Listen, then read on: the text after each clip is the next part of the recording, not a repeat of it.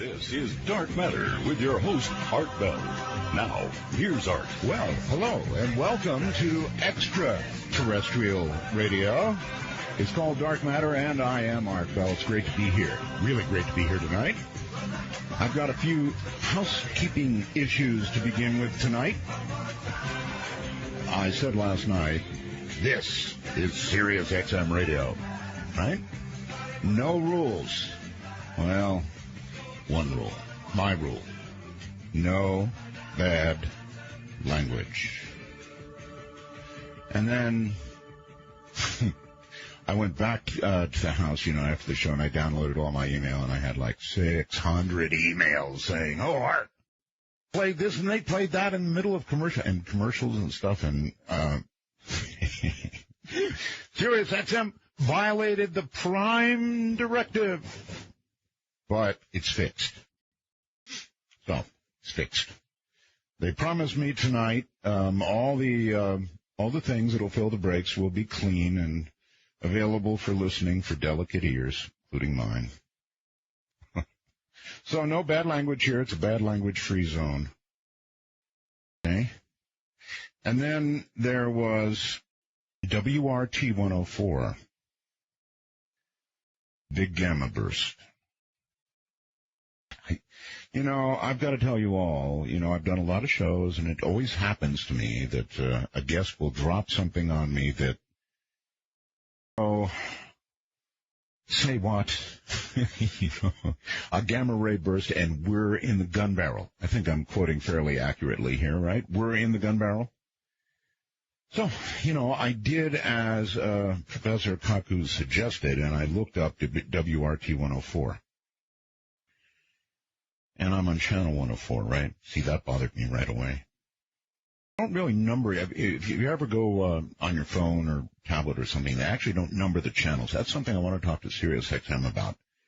They say we're on 104, the indie channel. I know that's where we are. But when you look on the menu, there's no number. At least I can't find it. So, WRT 104, great. Gamma ray burst, great. Sterilizing the planet kind of gamma ray burst, great.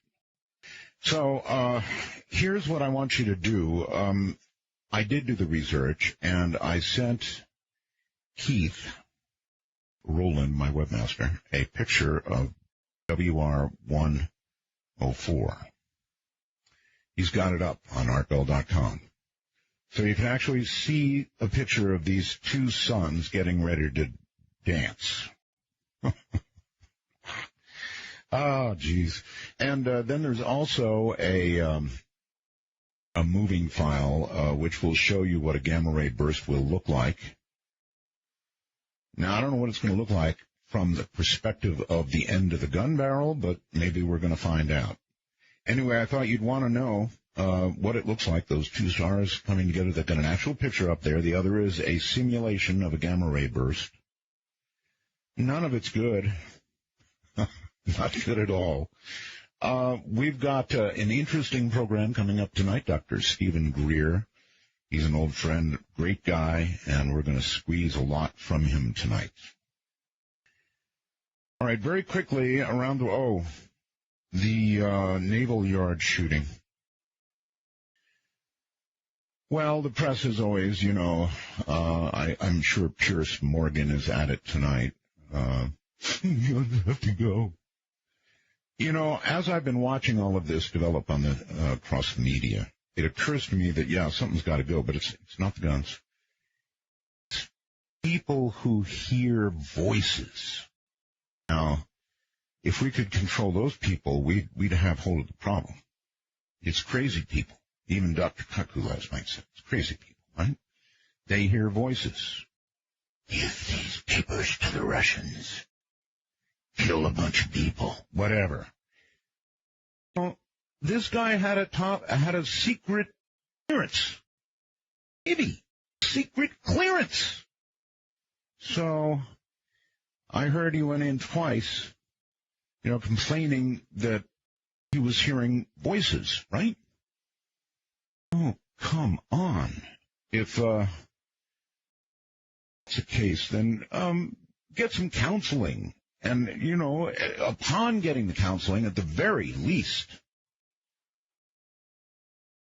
somebody ought to say something. I mean, if you've got a secret clearance, so, you know, instead of controlling guns, control people who hear voices. They should be taken care of and helped. That's all I've got to say about that. Briefly looking around the world. It's a kind of an open and shut case. Word of the opening of Iran's blocked social media sites. They blocked everything. Iran just blocked everything. And then opened it up. And everybody went, yay, and now they blocked it again. It's like an open and shut case. Brazil plans to divorce itself from the U.S.-centric Internet over Washington's widespread online spying, a move that sends chills down the experts. You know, the dangerous potential for a step toward fracturing a global network built with minimal interference by governments. Well, anybody been up to Utah lately? I don't know about minimal.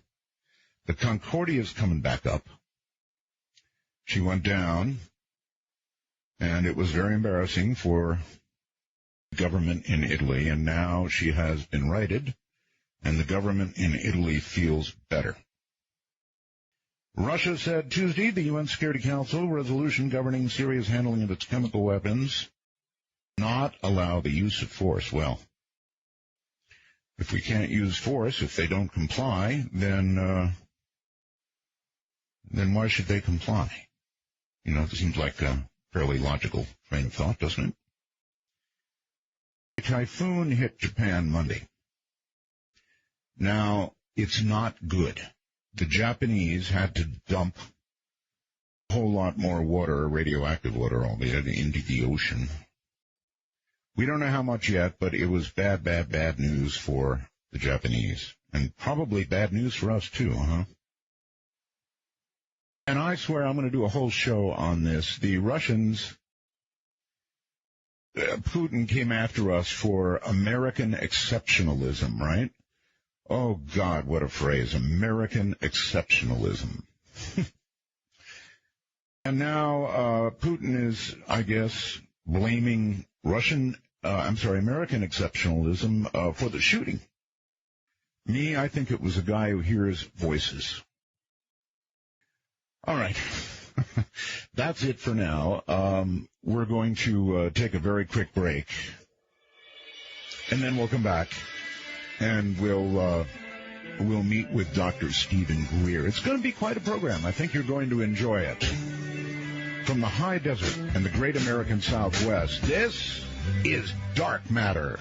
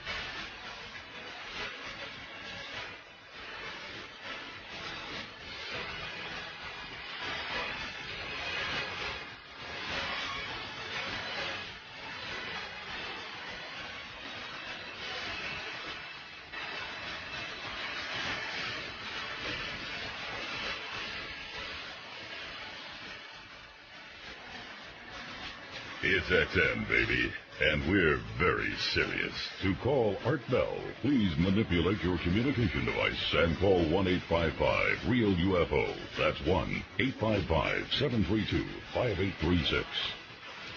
Well, okay, I guess I have a little more station keeping to do here. Dr. Greer will be along in just a moment. I've got to remember social media. I'm on social media. And if you'd like to join me on Twitter, you're welcome to do so. I am ArtBell51. That's me. ArtBell51. So join me. Love to have you along. I will make pronouncements. Sounds like I'm a king, huh? I'll make pronouncements from there every now and then. Pronouncements, how about that? Pronouncement sounds too regal. So anyway, Twitter, ArtBell51. I do have a Facebook page, but it's filled up. Oh, yes, this. 5 million emails asking me about On Demand. So this show is available on demand. Let me read you a couple of things that people said, all right?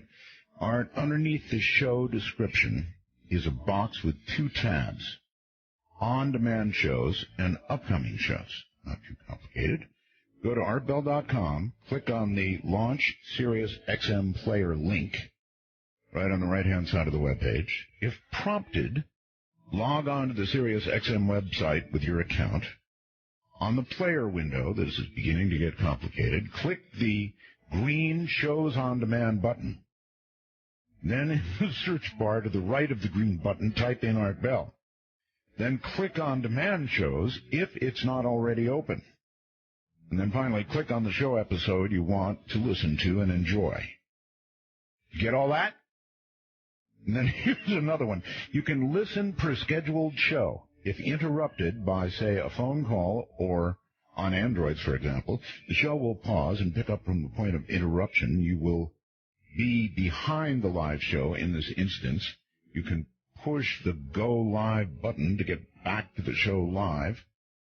And you can do that. I guess shows will be archived for 30 days, it says. Shows, when downloaded, are commercial-free. Total showtime minus commercials is 3 hours and 30 minutes. See? That's how much content is really in this show, folks.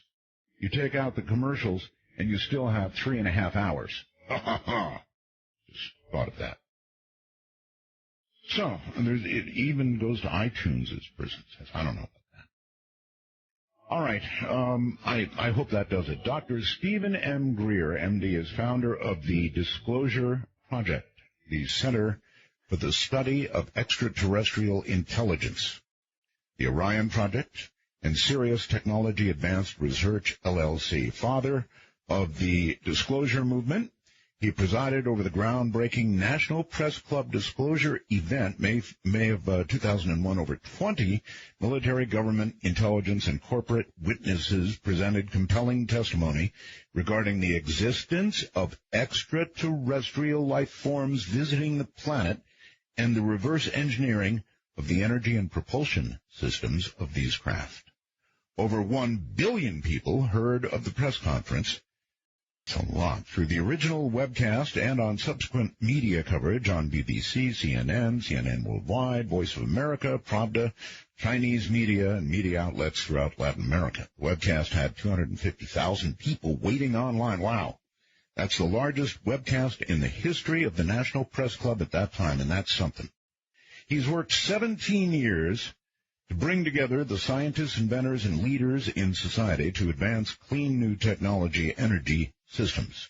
He is considered one of the world's foremost authorities on the strategic process of transforming our carbon-based civilization, type 0 we are, to a long-term sustainable civilization using innovative sciences and technology. Dr. Greer is seen and heard by millions worldwide on CBS, BBC, The Joe Rogan Show, Discovery Channel, and the History Channel.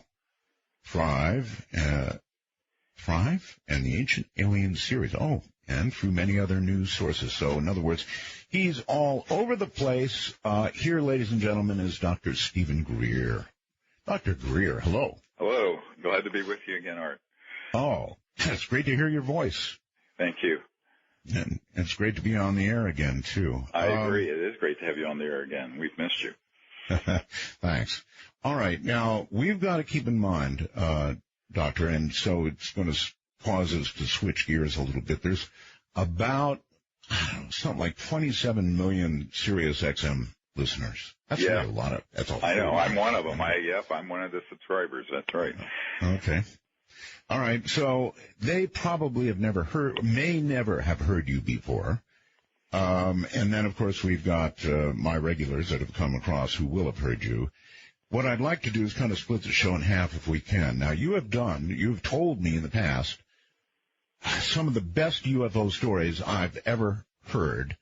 And so I guess I would challenge you here at the beginning to say, look, if I was a non-believer and I were to ask you to do your best to convince me that UFOs and extraterrestrials are real, what highway would we go down? Right, exactly. Well, it's the weight of the evidence. And, our website, our new website, which is SiriusDisclosure.com, which is a Sirius, just like SiriusXM, but SiriusDisclosure.com, we have a whole section on evidence, and we're loading up literally dozens of witness testimony from generals, colonels, pilots, astronauts and so forth, and as well as many government documents that we have obtained dealing with this. And so it's the weight of the evidence, and there's a lot of photographic and video evidence. And what I tell people is that, I just came back from a meeting with 120 world leaders on an island that I really can't discuss much more than that, except to say that this meeting happens every year. Last year, the former director of national intelligence for the United States was there speaking, and 2 years before that, it was Bill and Hillary Clinton. They asked me to come, and I was asked the same thing you just asked, and so I went through some of this material, and I'm happy to do it again. And, one of the things that I always point out to people is that, don't take my word for it per se, but, someone like Professor Hermann Oberth, who was the founder of the space age and was the German rocket expert, he said, and I'm quoting here, he says, "Is my thesis that flying saucers are real and that they are spaceships from another solar system?" And he goes on and on and on and on. What you find when you begin to drill down on this is that there's a lot of nonsense and sort of rubbish that I think has been built up around the subject, but at the core of it is a body of evidence that's indisputable by anyone who takes any sort of objective look at it. And President Truman, when they were looking into this during the Truman years and after the so-called Roswell events, he said, and I'm quoting, "I can assure you that flying saucers, given that they exist, are not constructed by any power on Earth." And I'm quoting. And, these are things that aren't in dispute and from people, and when you look at some of the senior military people who've dealt with this, like General Nathan Twining, he was the commander of the Air Material Command that received the materials from this crashed extraterrestrial vehicle at Roswell, and he says, the phenomenon reported is real and not visionary. There are objects approximating the shape of a disk of such appreciable size as to appear as large as a man-made aircraft and larger.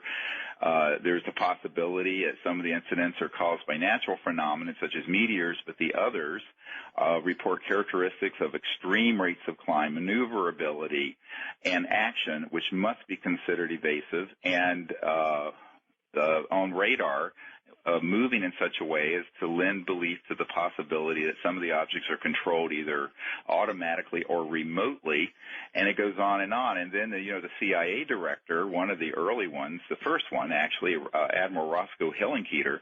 Now, this is the first CIA director, and it was formed in 1947 after the Roswell event. He says, "It's time for the truth to be brought out. Behind the scenes, high-ranking Air Force officers are soberly concerned about the UFOs, but through official secrecy and ridicule, many citizens are led to believe the unknown flying objects are nonsense. I urge immediate congressional action to reduce the dangers from secrecy about unidentified flying objects." Notice he didn't say dangers from the UFOs. It's the dangers from the secrecy, which was sort of echoing what Eisenhower said when he said, "Look, beware the military-industrial complex because it's gotten out of control." And in fact, one of the, we had a man who worked with Eisenhower in the White House, in the White House Signal Corps, who's one of our witnesses, who was with Eisenhower when he was talking about how he had been pretty much pushed aside from operational control over some of these programs dealing with UFOs. So, there's an enormous body of evidence. And one of the things that we did when in those last 15 years putting together the Disclosure Project, was to identify people like John Callahan, who was the head of the FAA, Federal Aviation Administration division in charge of looking into accidents and investigations. And many people don't know that this happened, but in the 80s, during the Reagan years, there was a Japan Airlines cargo jet flying the polar route from Paris to Tokyo, and the 747 came up very close to a massive UFO that was larger than a destroyer. In other words, larger than a battleship destroyer. And it was on radar on the 747. It was on ground radar, civilian, and then ultimately also we found out on military radar. The pilot signaled to this ET craft, and it signaled back, and then it began to move in ways that were completely nonlinear. In other words, it'd be... Can I ask, Doctor, how do you know all this? Well, for example, John Callahan, whose testimony is on our website at seriousdisclosure.com. It's there for free for anyone to look at, no charge. He came forward with all the documents and the radar tapes. Now, it is a great story that I've actually never shared with you in the backstory to this. He heard me on, I think it was on Larry King, and he contacted my people and said, look, I'm one of those high government officials that knows about this, but no one's asking the right questions. And so he came forward with the radar tapes and the account of the pilot and the account of the F-16 military interceptors that were sent up, and this over Alaska. And what he told was a fascinating story that he thought when he was investigating this event, which is not in dispute, by the way, that this would blow the lid off the secrecy on this subject. Now, this is back in the 80s. And what happened is that there was a meeting that the head of the FAA called, and there were three people from President Reagan's CIA, three people from the White House Science Technology Group, and then three people from the FBI. And he was there with the admiral who at the time was the head of the FAA. And at the end of this very long meeting, he had boxes and boxes of digital printouts of the radar tapes, the transcripts of the pilot speaking to air traffic control, all the details. And the people from the CIA said, boy, this is one of the best documented cases we've ever seen. He says, and then they said to him, Mr. Callahan, this meeting never happened, and we have never discussed this. And at the end of the meeting, they ordered him to turn over all that material to these people at the CIA. Now, he has said all this publicly now. What they didn't know is that what he had brought to the meeting were copies. And so he gave to me all the originals, and I have them. So, the problem becomes very quickly is sort of what Dr. J. Allen Hynek, who headed up the Air Force kind of cover story operation called Project Blue Book, when he said, it's an embarrassment of riches. There's so much material. We now have about 4,000 cases where these objects have landed and left physical evidence. There are 3,500 cases, like I just described, where there have been military or civilian commercial pilots who have seen them with radar tracings, with often photos and videos. And you think, well, God, there's all this stuff that exists, why isn't it on CNN every night? Or why isn't it on, the major news media? And we can get to that in a moment. Yeah. Yes, okay. You're not going to tell me where the island was, are you?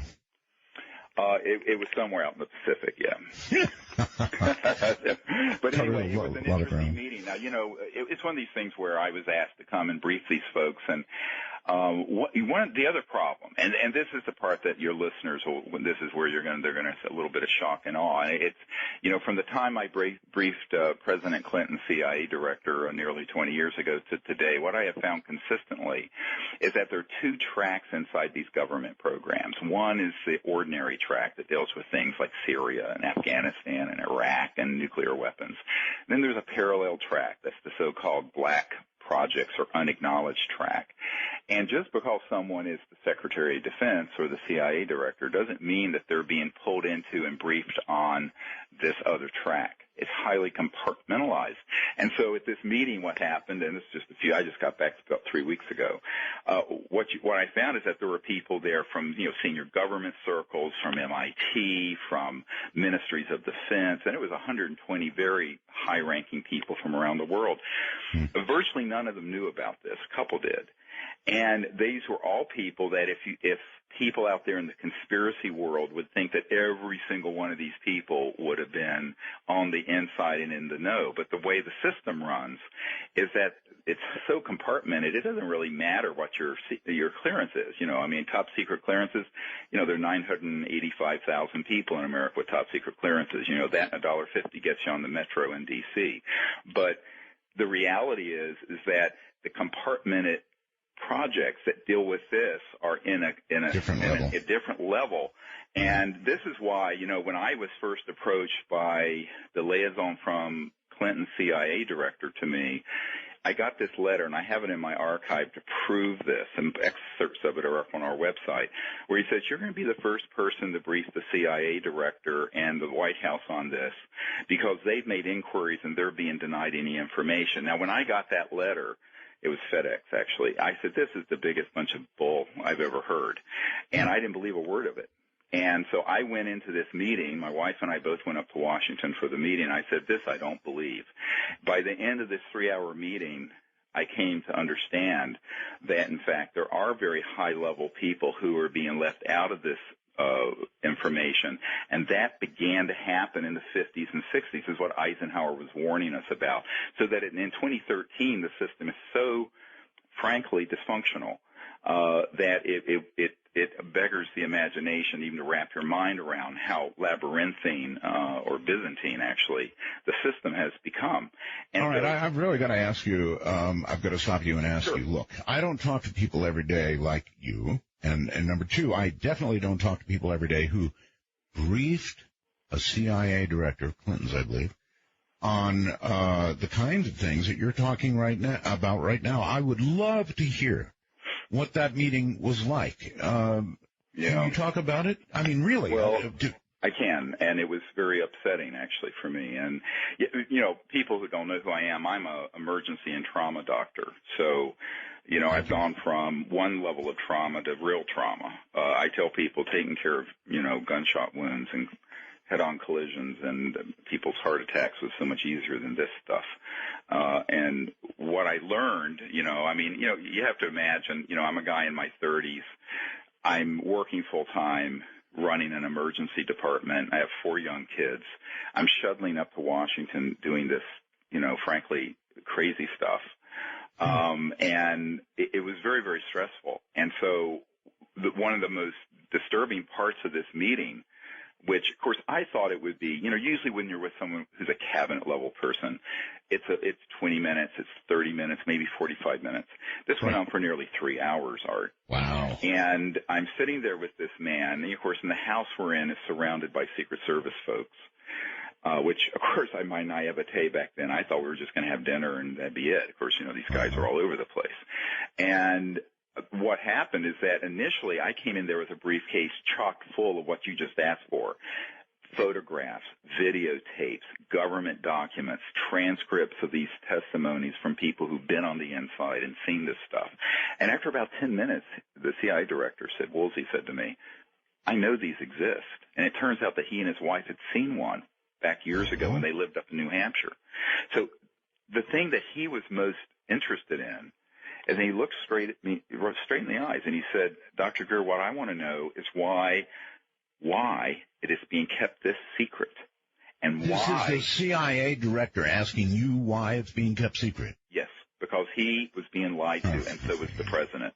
So later, I did meet the guy in the science director at the CIA, who I don't want to name, but who I've been in touch with for a couple decades now, and who I've met with very recently, who did go in and provide some mop-up information for Bill Clinton. But at that time, you know, what I wouldn't have believed, and which most people have a hard time understanding. I know not long ago I was meeting with some senior French Air Force and intelligence officials who were in charge of briefing the president of France on this material, and they came to my condo in D.C. and then out here to my farm near the University of Virginia, and we were having this long discussion, and they said, we can't imagine that people at that level of your government would be deceived on this sort of information. I said, well, it happens every day. I said, what you have to understand is that the black budget of the United States is between $100 and $200 billion a year. In other words, we can't keep track of more money than the largest defense budget of any other country in the world, and that includes Russia or China or Great Britain or France. So I said, you have to understand it's through the looking glass here. And so that was my coming of age. And so the meeting with the CIA director proceeded from, what I thought was going to be an evidential discovery, a learning process, and sharing what I had collected, to sort of an exploration of how really dysfunctional the system has become and how dangerously out of control this is. Well, if he had not heard these things previously, then my impression would be that a CIA director worth his salt would be angry that he didn't have this from other sources. Well, he was furious, and I have to say, by the end of the night, I had prepared a document, which is actually in my first book, it was available on our website, seriousdisclosure.com, and it was basically a white paper with a list of suggestions and executive orders and things that the president should do. And I put something like this together also for President Obama when he came in at the request of some of his friends. And what I found was that at the end of the meeting, we're getting ready to leave. It's been a very long night. It went much longer than I thought it would be, and I had to get back down to my hospital. And I'm holding this document. My hands are almost shaking. They are shaking. And I'm this young guy, meeting with this very powerful CIA director. And I look at him and I said, here's some recommendations of what you can do to help get this information disclosed, and more importantly, get the technologies under control so we can bring them out to replace oil and gas and coal. And he looked me square in the eye and he said, Dr. Greer, how do we disclose that which we have no operational control over? We don't have access to this material. And it was this chilling moment where you're sitting with someone, ostensibly, it's like you kind of realize the emperor has no clothes. And it's a very sobering, sad moment. And at the same time, it was a little bit farcical because I knew at this point that the man was not making this up. And then subsequently, I don't talk about this much, but it's the water's passed under the bridge enough. I feel I can say these people are out of office. But I had a very similar meeting with the General Patrick Hughes, who was the head of the Defense Intelligence Agency. Now, for the listeners out there who don't know what that is, that's like the CIA within the Pentagon. It was the part of the Pentagon hit on 9/11, by the way, when Rumsfeld ran out and was helping people. And the general, who was head of the DIA at the time, who was a 3-star, invited me and one of my military advisors to come and brief him. And he turned to me and he went over to the shelf, his bookshelf, and he said, this was within the first 10 minutes of the meeting, and he said, Dr. Greer, he says, the only thing I've gotten from channels within the Defense Intelligence Agency on this is this. And it was a little like a doll of an E.T. toy doll that someone had given him as a gag gift. Now, this is the general in charge of the Defense Intelligence Agency. And he says, what in the hell is going on? He asked me the same thing that the CIA director, Woolsey, asked me. I said, well, General, you're in good company. This happens quite often. There are people on your staff who are permanently in the DIA who know about this, but they're just not giving you this information because they don't feel that you're going to be here long enough to need to know this.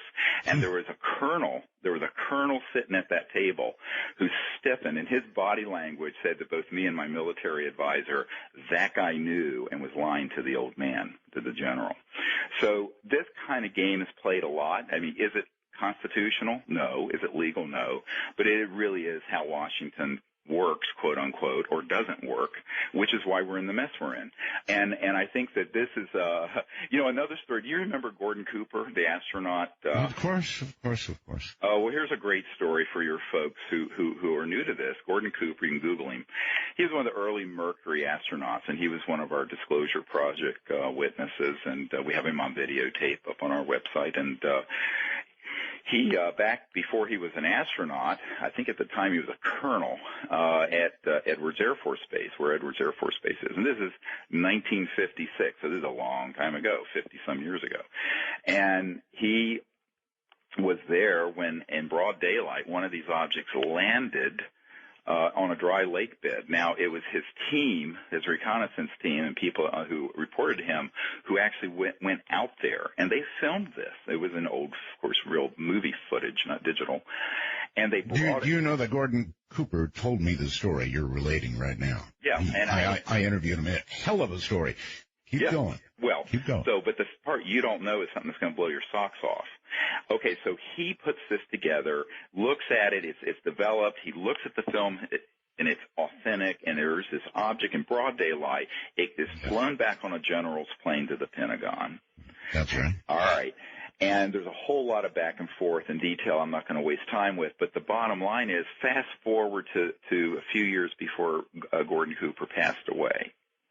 And he and I are given addresses to the Federalist Society, which is a pretty conservative group in Washington, who had invited him and me to address them on the UFO issue. And I'm talking to him before I give my presentation. And Gordon Cooper, my wife is with me, looks at me and he says, the Secretary of Defense, William Cohen, asked me about this because he wanted to be able to go and retrieve that footage because Cohen, of course, believed Gordon Cooper. He knew that Gordon Cooper would not make this up and that he had what's called actionable intelligence. Of course he didn't make it up. Okay, so here's what happens is that the Secretary of Defense of the United States of America gets all this information directly, which I had gotten also from this American hero, Gordon Cooper. He begins to dig into this, into the Pentagon, and comes up, and he finds out that all of that material is out of his region and is in the Black Pit of Calcutta. So basically, here you have a Secretary of Defense who is making directed inquiries on a specific incident with material and actual intelligence from a U.S. astronaut, an early U.S. astronaut, and he can't get nothing. So Gordon Cooper tells me this story, and I think Gordon Cooper thought I'd be shocked. And I said, oh, no, this is what I would expect to have happen. Gordon told me that the pictures just disappeared, Doctor. They went into these parallel universe program of the so-called black world. And actually the proper name, to just educate your listeners, and some of them listening may have heard this. I actually met a man in Washington recently who had heard the term and didn't know what it meant. And they're called USAPs, USAP, Unacknowledged Special Access Projects. Now, everybody knows what a special access project is. It's the U part. It's the unacknowledged part. And the way those work is that, let's say, I'm a colonel and you are the Secretary of Defense. Well, obviously you outrank me. You're the civilian boss of the Pentagon.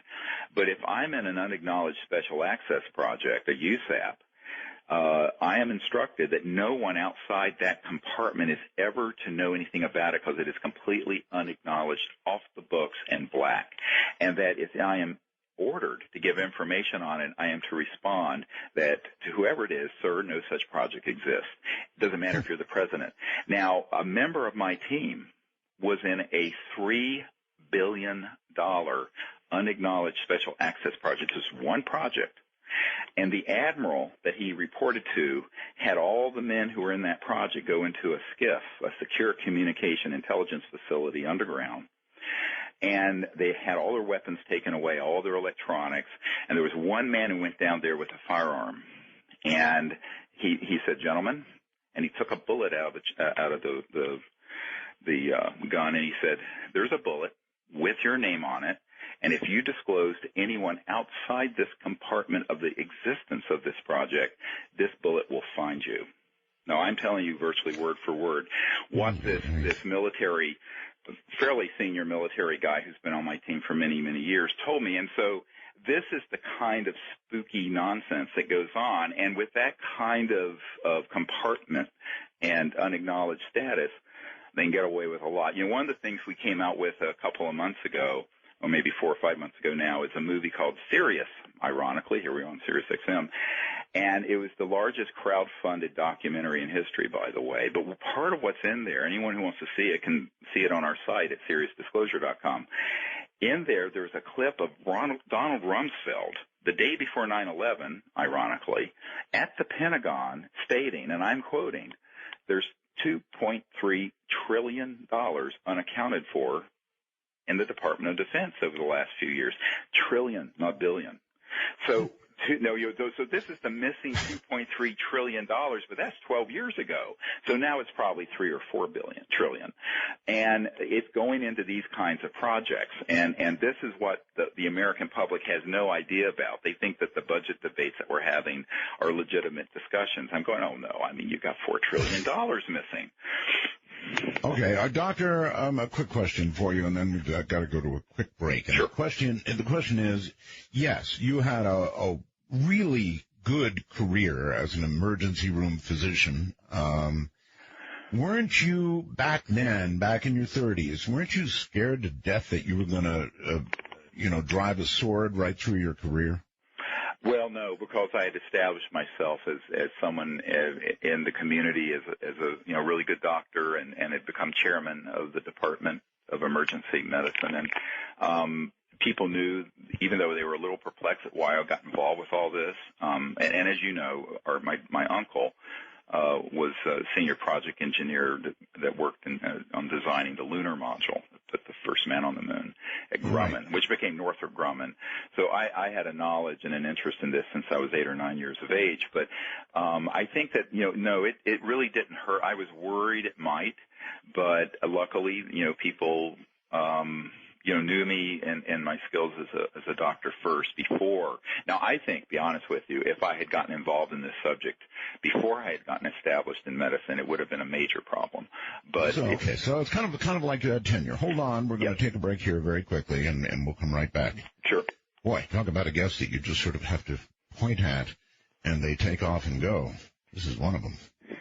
But listen very closely, because what this man is telling you is the complete truth, beginning to end. So if you, were agnostic about it or a non-believer, then listen carefully, because some of what he's going to tell you is going to definitely blow your mind.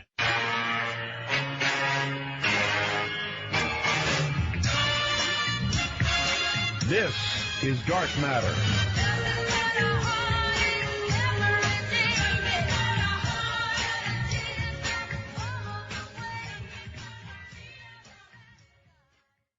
This is Dark Matter with Art Bell. To join the show, please call 1-855-REO-UFO. That's 1-855-732-5836. Don't do that right now. No point in doing it. We've got what we've done is actually busied the lines out so that you won't just sit there and dial, which you may want to do anyway, but please don't. We'll let you know when the lines open, and Dr. Greer doesn't take a lot of questions, so nor does he take many pauses. It's absolutely amazing, actually. Dr. Greer, welcome back. Thank you. Yeah. You really can go almost without taking a breath. I've been sitting here amazed at that. Oh, well, I'm just sharing the sort of like the tips of the iceberg that I know. Yeah, when you get going. In terms of, our government has told us, way back after Roswell, that, among other things, UFOs are no threat militarily to the United States. Now, they've said that, and of course that they're just not real. There's no documented cases, and that's bull. We just finished talking about a U.S. astronaut who watched one land, took photographs of it that went into a black hole somewhere, and there's a lot more stories, and these stories are real, aren't they? In other words... Oh, sure. They're backed up with documents and with radar traces and everything else. So, it's like, I often get asked, hey, where's the beef? Where's the evidence? I said, well, right. It's there. The fact that you haven't seen it those are two separate issues. And by the way, a lot of the people that I've met with in the government who are pranced out to tell people, oh, well, this isn't true and we know nothing of this. They're actually telling the truth from their perspective. In other words, sure. They honestly don't know anything about it. And when they make an inquiry through this massive, huge, complex system that's built up since World War II, they can't penetrate into the secrecy. And so when they report out to the public, I mean, this is where you get into this whole concept of plausible deniability. They would pass a lie detector test, and they're not lying. So now, are there some devils out there who do know who've lied in the past? Yes. But for the most part, the people who go out there and say this, who are usually fairly low-level people or people who wouldn't have a need to know, are speaking the truth to the extent they know it. Okay. What is your view? Our military has said they're not a threat to us. Are they, or are they not, Doctor? Oh, I think not. I mean, one of the things that I went and did back some years ago, I went to Wright-Patterson Air Force Base, where a lot of the remains of some of these objects that we had targeted with electromagnetic weapons that had been downed were sent back in the early days. Now, we're talking the post-World War II period and onward. It's not really that key of facility anymore, but Wright-Patterson was way back in those days. And I was asked to have a meeting there with the head of the Foreign Aerospace Science and Technology Center, which had been the Foreign Technology Division of the Air Force. And in fact, the man who ordered it was the head of intelligence for the Joint Staff. And I went there, and one of the things that the colonel in charge, Colonel Canola, asked me, he said, well, in your study of this, do you think that they could be a threat to our national security? I said, you're asking the wrong question. Could they be? Yes. Obviously, if you have interstellar travel capability, you're kind of beyond rockets and jets, all right? But are they? The answer is no, because I said, given the galactically stupid things we have done, where we have pursued them and fired on these objects, et cetera, and so forth, if they were hostile, it would have been point, set, match, over, back about 1945. In other words, about the time we detonated the first atomic weapon at the Trinity site, if this had been the intent of these visitors, it would have been made crystal clear to us. So I'm very skeptical of all the sci-fi and, they're coming to eat us for lunch routine that you hear from folks. But okay, but there was there not, an instance in which UFOs hovered above a ICBM facility? Oh, yeah. And actually began a countdown, started a countdown here in the U.S., and then I believe shut one down in the USSR at that time. And if that's not a threat... well, no, actually what happened is that they took at least 16 intercontinental ballistic missiles at Minot, North Dakota, offline. And rendered them non-launchable. Now, the same thing was happening in the old Soviet Union. Yes. And the men, we have several of these men who were at the facility in Minot, North Dakota when this happened. Do you know where I heard that, Doctor? It was on years ago, 2020. Yes, and actually I met with Sam Donaldson and talked to him about this at ABC News about what they had looked into over in the Soviet Union and what we, by piecing these cases together, and also with Colonel Diedrichson. Colonel Diedrichson, if you go to our website, SeriousDisclosure.com, he's one of our witnesses who was over the old Atomic Energy Commission, that's now the Department of Energy, but his responsibility were all nuclear processing facilities, weapon storage areas in the United States arsenal. And that was his position. And what he and other people I've talked to have said to me is that there was a clear interest by these visitors in these weapons, but not in a hostile way, but a concern that we might end up destroying this whole planet, which for all we know, they may have a long-term interest in that goes back for thousands, perhaps millions of years, and that's another discussion. But obviously what they were trying to say, and in fact, one of the Captain Sala, who was there at the Minot, North Dakota, when I talked to him about this, he said his feeling about this as this was unfolding with this luminous object outside the silo and with these 16 thermonuclear weapons with multiple warheads, by the way, going offline and being rendered unlaunchable, is that the message he felt they were sending was, if you fools go to mutual assured destruction, we can do something about that, but for God's sakes, don't. In other words, okay. It's sort of a cautionary thing, because let's take 2 steps, big, long steps back. Well, maybe that was a message, but listen, the military usually doesn't get subtle messages. I mean, when you shut down their ICBMs, they think big time threat. Well, they see certainly the capability to render all those little toys pretty useless, and I think from my perspective, good. But from the perspective of someone whose responsibility it is to right. keep us in a state of readiness to launch those objects.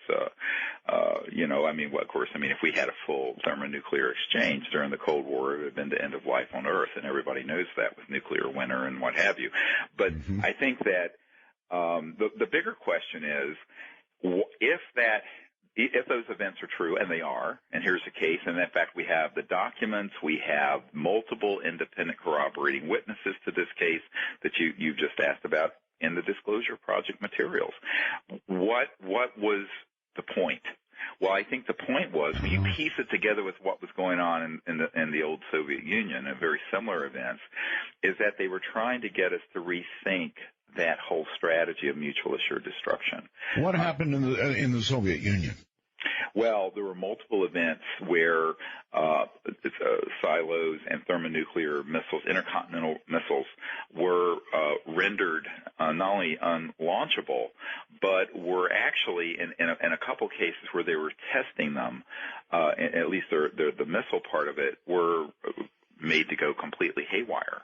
In fact, there's a case where this was happening, as you know, from Vandenberg Air Force Base. The same thing happened with one of our witnesses for the Disclosure Project testified that he was there doing all the very high-tech imagery of this launch. And so this is what happened in the Soviet Union. They launched one of these, didn't have an active hot, obviously, a nuclear warhead on it, but they were trying, and they would be intercepted, and basically as they became exo-atmospheric, in other words, just as they're leaving the atmosphere and going to go intercontinental, they're pretty much just taken out, neutralized. And he actually saw this happen, this particular witness, from a Vandenberg Air Force Base launch, and after he and Major Flores started talking about this, he was threatened.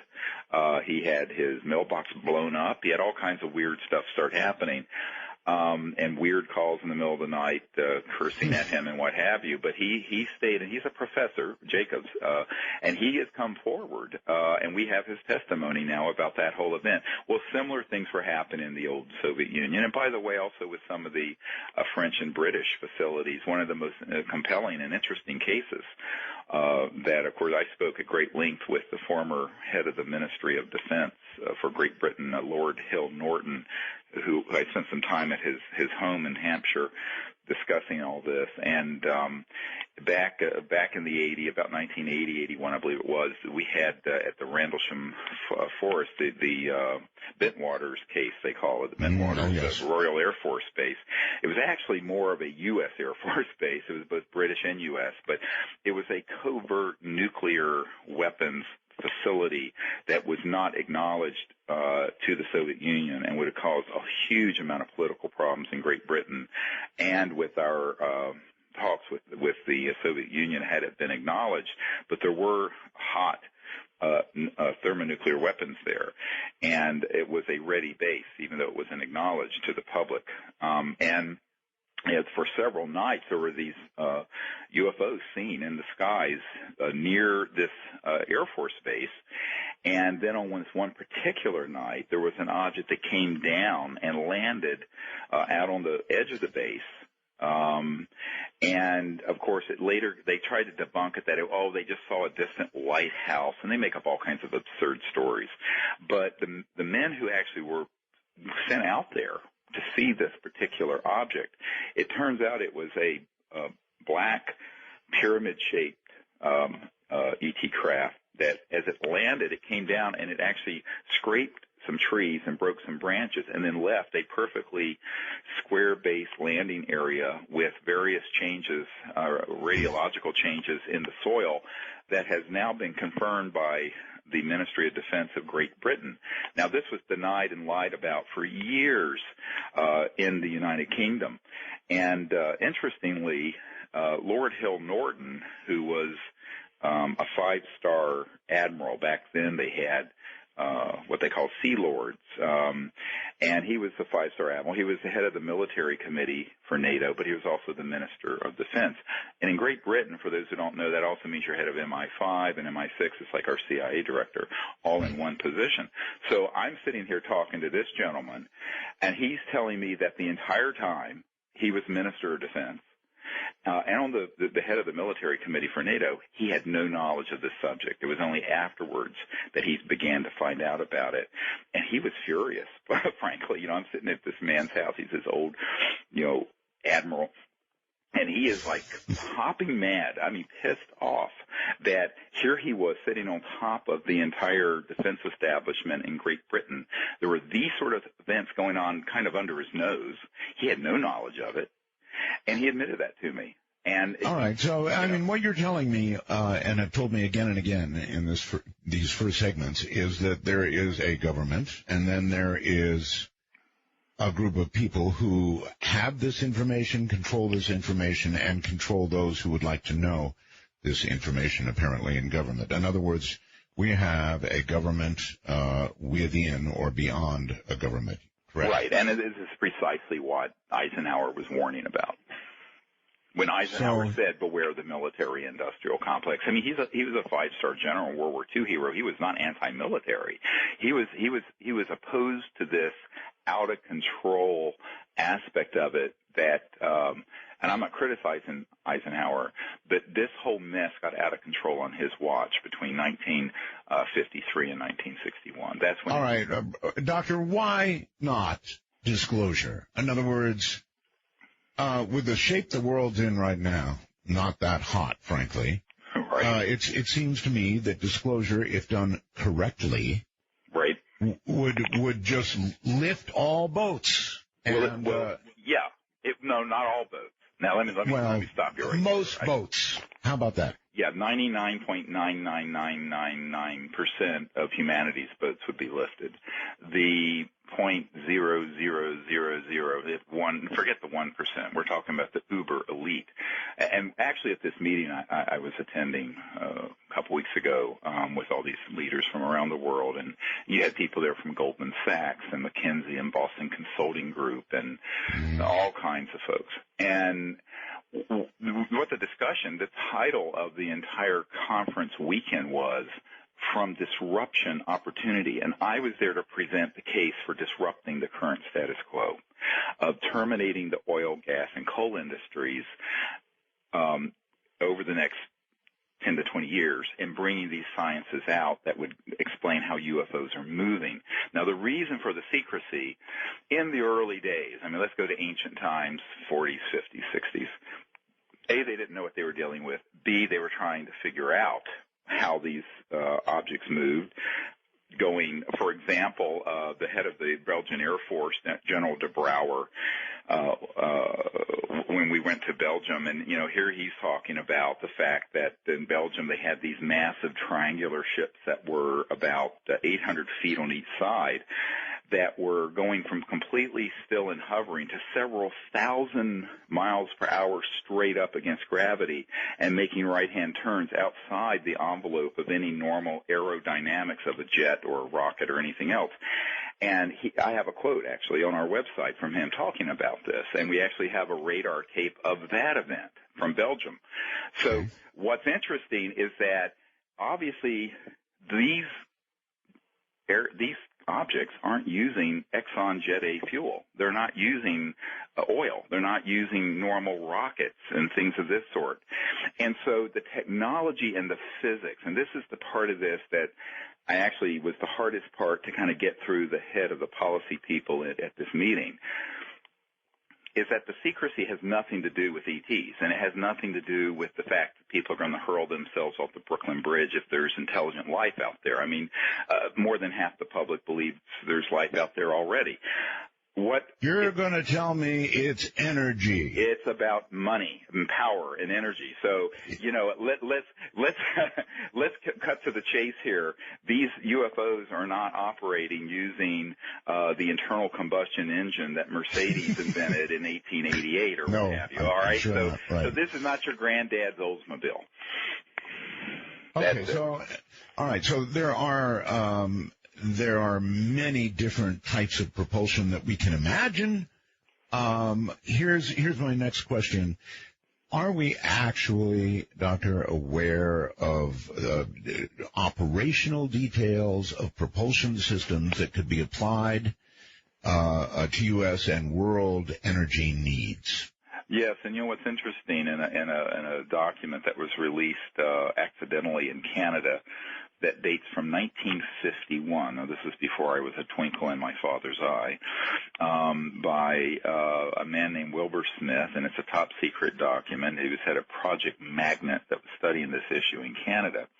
And I'm quoting here, where he says, the matter is the most highly classified subject in the United States government, rating higher even than the H-bomb.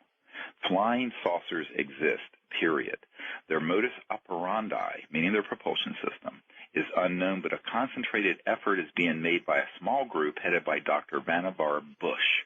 The entire matter is considered by the United States authorities to be of tremendous significance. Now, this is an uncontested top-secret document. Who was Vannevar Bush? He was the guy who headed up the Manhattan Project, the mastermind behind it, much more so than Teller and Oppenheimer. So what began in the 40s and 50s, in particular after World War II, was... It's always a Bush. Yeah, they're not related, but was a very serious, very, very serious look at how are these objects getting their energy supply, and how are they moving in these non-aerodynamic ways. Now, by October, a man who I've worked with for many years, the senior scientist at the Naval Research Labs, Rick Foch, the third-ranking highest guy at the Naval Research Labs, was in the, quote, the vault that has a lot of the documents on this issue. And he was able to confirm to us that in October of 1954, around that date, again before I was a twinkle in my father's eye, we mastered, quote, gravity control. In other words, the energy and propulsion aspects of these objects were definitively known by October 1954. So for the last 50-some years, our burning oil and gas and coal and using jet engines and all that jazz has just really been an artifice, because it's a multi-trillion, in fact, a multi-hundred trillion dollar asset-based question of what do you do? And yes, most people would benefit from this information, and anyone interested in the future of the earth and in sustainability and the environment and world poverty and 7 billion people in China and in India, 2.5 billion in China and India, trying to live like you and I do, burning coal for our electricity. Anyone with an IQ greater than mud is going to go, how are we going to keep doing this? We can't. Now, however, if you're one of the masters of the universe at Goldman Sachs, or in these big trading houses with all their enormous wealth that they're trading on the petrodollar system and all these commodities, quote unquote, such as oil and gas and coal and natural gas and centralized utilities and on and on and on. This is not a few billion or a few hundred billion. This is trillions and trillions of dollars in assets that are hanging in the balance. And so it's really the tail is wagging the dog here. And so the secrecy has much more to do with geopolitical power and keeping kind of the status quo as it is. Now, at a certain way back, you could kind of almost understand it, because people didn't understand that we were going to go from having 3 or 4 billion people to 7 billion people, on and on and on. But now in 2013, I think the secrecy has become an existential threat to our civilization. And this is what the first CIA director was saying when he said that the threat isn't from the UFOs, it's from the secrecy around the subject, and that's what All he right. says. My IQ is only hovering above mud, but it's there. So I want to ask you, do you have the details on these energy systems? Do you know the answer to this? Do you know what kind of energy we can suddenly begin using, Doctor, that we're not using, that's been held secret? Or do you know who knows? The answer to both, yes, but I'm just a country doctor here in Virginia, and I'm not not an engineer. But I do I understand it, and have I seen how these objects work? Yes. In fact, I was in a facility near the Huntsville Space Flight Center in the Redstone Arsenal a few years ago, where I was taken into a place where there were these objects that were hovering and floating around using this type of high voltage system, and it was an ion propulsion. And later this same system was reproduced at the hangar at the Naval Research Labs there in near Washington, not far from where this shooting just happened yesterday. And the people who were part of that project have spent time at my home, and what they've discussed is that if you take a very high voltage signal system and you put it at a certain resonant frequency, a certain cycles per second, all right? We're not talking about 110 voltage or 220 out of your home outlet, but millions of volts, but at very low current. So you're not using much power. Okay. You can create what's called a Poynting vector. I don't want to get too much into the physics so people fall asleep. But you can create a vector into what's called the zero-point energy field. And you can pull energy out of this so-called zero-point energy field or quantum vacuum that is huge amount of energy. I mean, it's estimated that every cubic centimeter of space in your room where you're sitting would run the United States for a day just because there's so much potential power there. Now, has this been proven and published in physics journals? Yes. Look up the Casimir effect. The Casimir effect decades ago was proven, and it's been reproduced, that this zero-point energy field exists. The question is, have there been any breakthroughs in the application of this theoretical physics? All right, Doctor, yes. hold it. We've got to do a break, so relax, take a good deep breath, and we'll be right back. Sure. You're listening to Dr. Stephen Greer, CSETI's Dr. Stephen Greer, and, of course, Dark Matter. I'm Art Bell.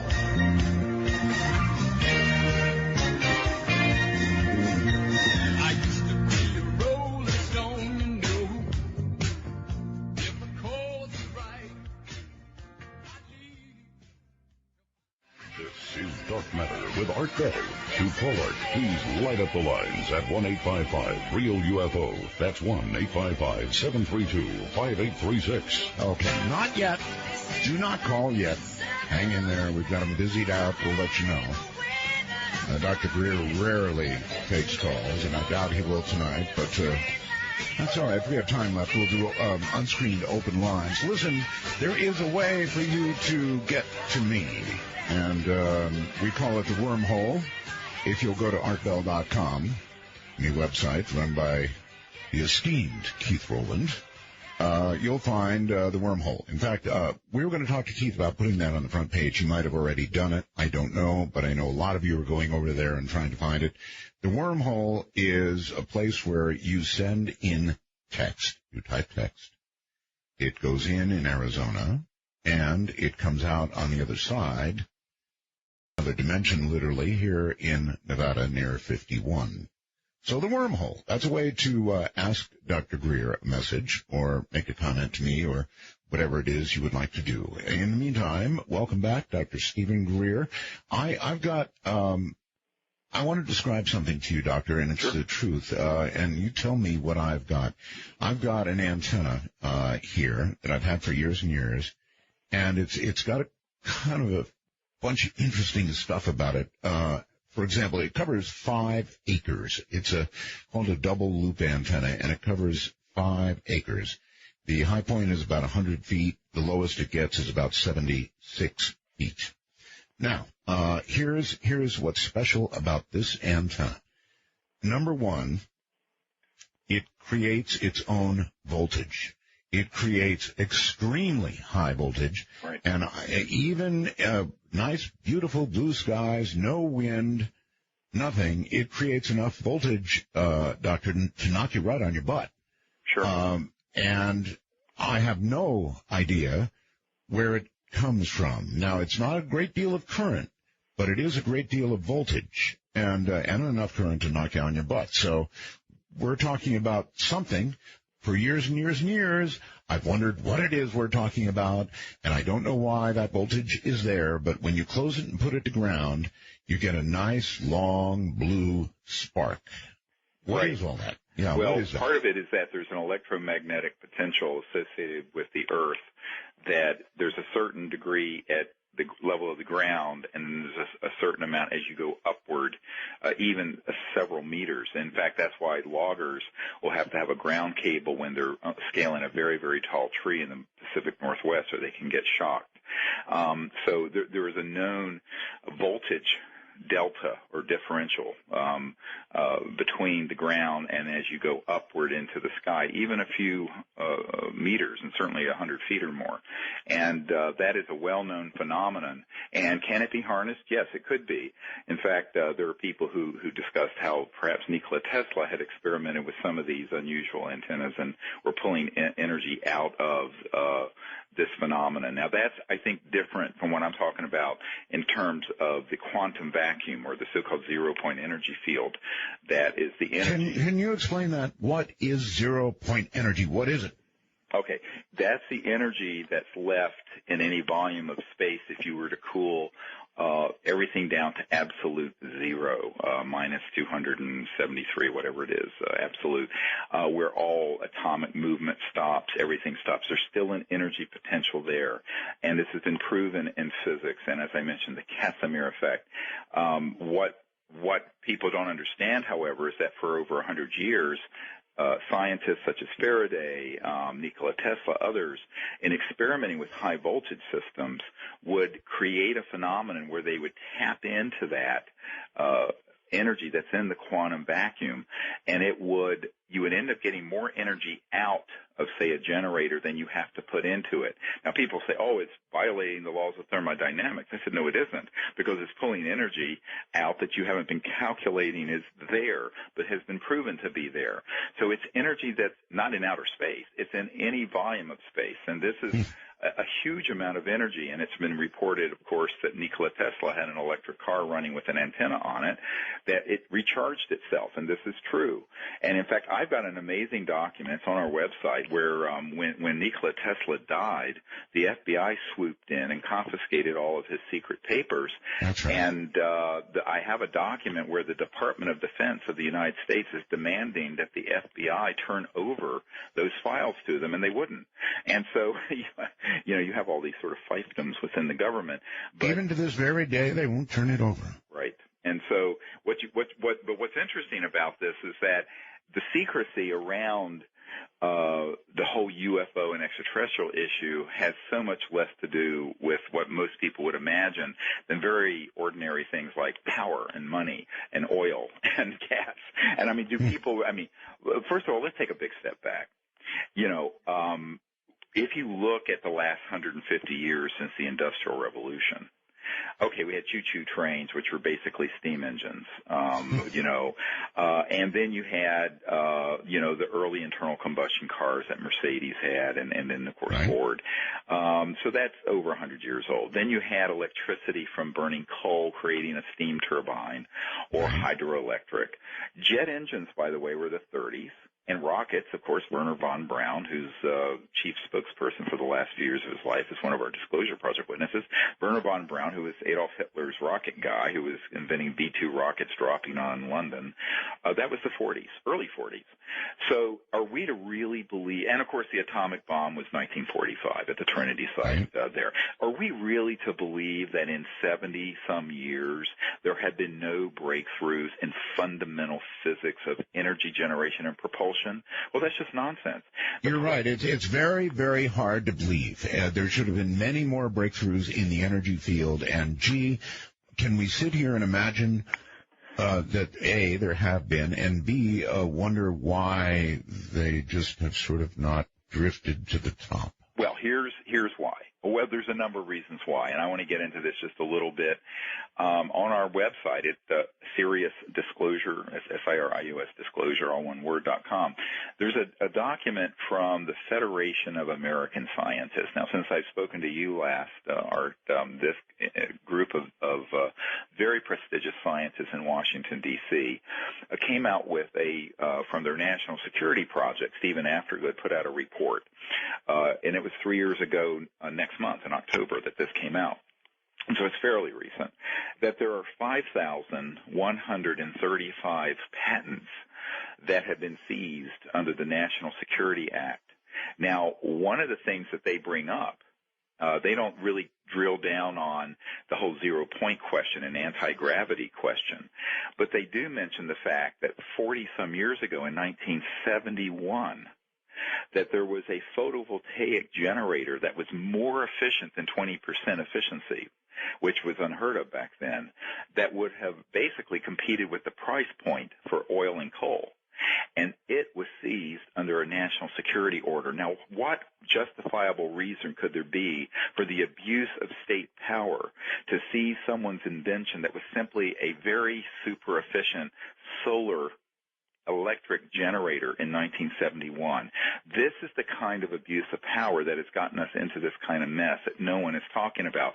Now, the Federation of American Scientists, which is not some conspiracy group or something, is a very mainstream group, brought this issue up and asked the question in this document, how could this really be justified under the National Security Act, and how many other wonderful technologies have met this demise? So that's one avenue of what I call suppression. The other avenue is before you even get to filing a patent, you get some goons who knock on your door.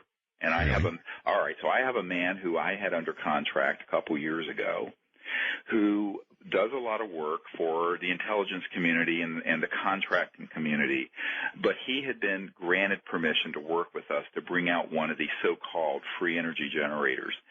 So, we provided a grant to him so he could do this in his spare time because he was still working full-time for... I remember this. All right. Now, this man knew how to build something similar to what you're discussing, but much more compact that you have out at your ranch in Nevada, where it would have basically been something you run your house on this electromagnetic potential. And we wanted to bring this out to sort of a demonstration proof of principle project. So sure enough, he starts working on this and assembling, and he knows exactly what to do, by the way. This is someone who's not some wild-eyed inventor who knows nothing. This is a very ingenious inventor. Okay. And, about the time he gets rolling on this, a former CIA director and a bunch of goons show up at his skiff, his secure facility, and basically threaten him and his wife and tell him to stop working on it, and he does. And we're out the resources and funds we provided, and this guy runs with his tail between his legs. All right. So this is something that in a court of law I can prove happened. Okay, you had money.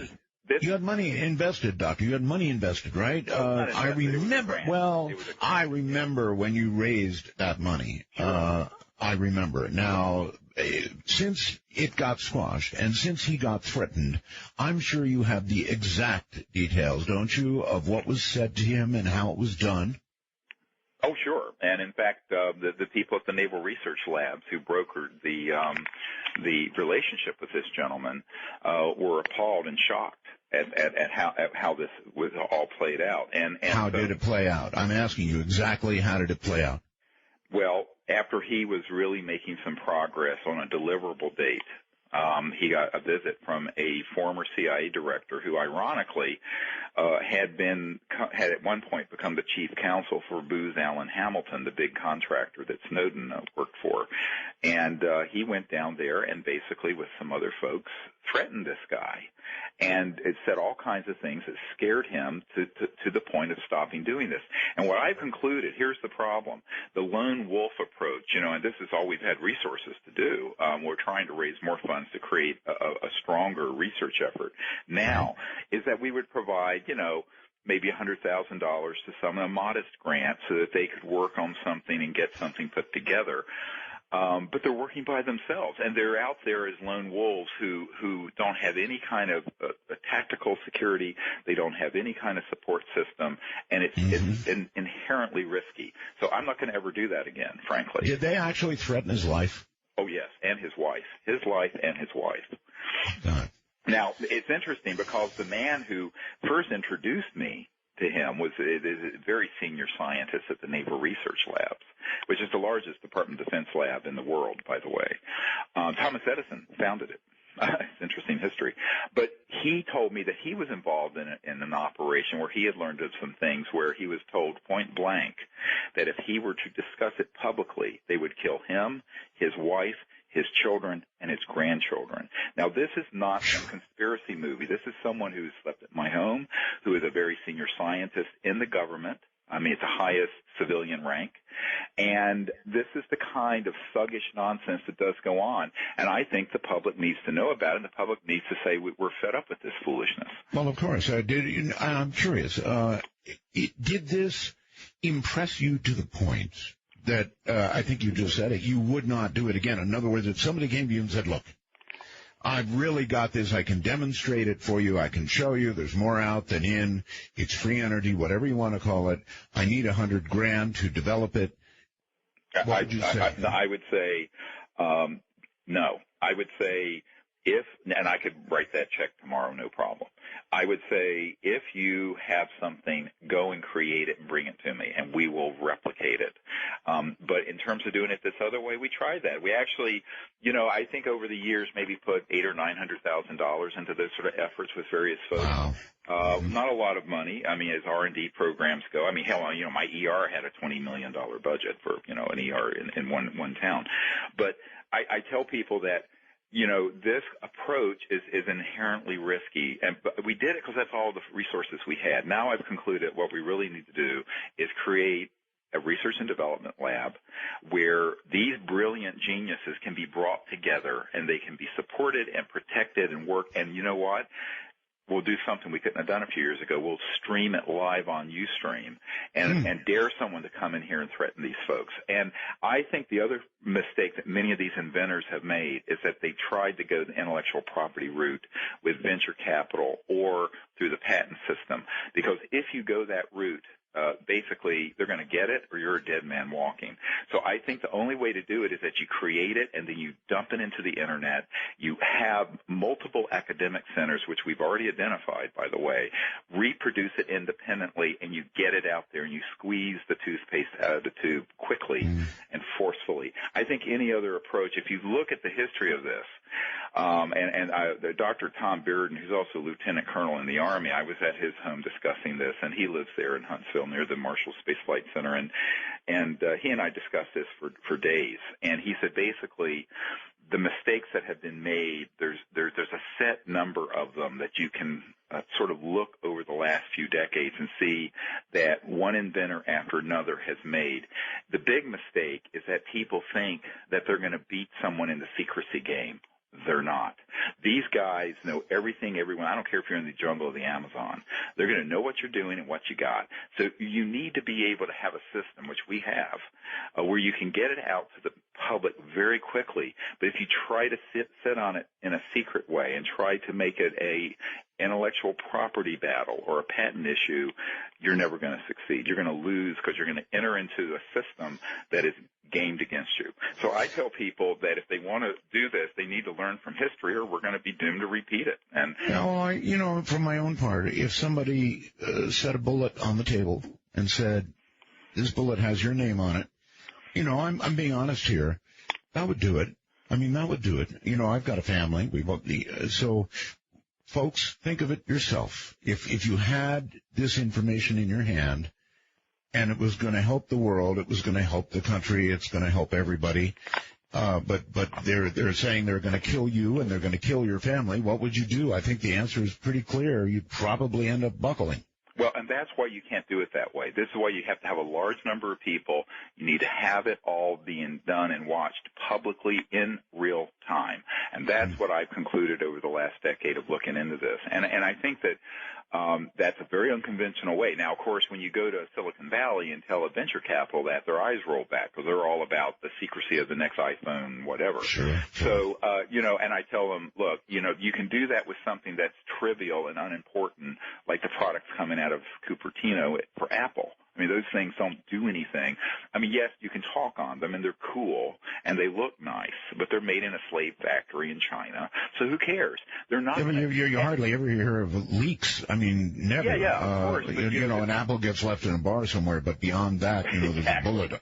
There's a bullet on the table with your name. Is that, for all our vaunted technology, and this is one of the things I was talking with a lot of these folks about at this meeting out in this island in the Pacific, is that, yes, we have some cool communication devices and smartphones and computers, but guess what? We're plugging them into a coal-fired power grid that is this creaky thing that is from the late 1800s and early 1900s in terms of its concept.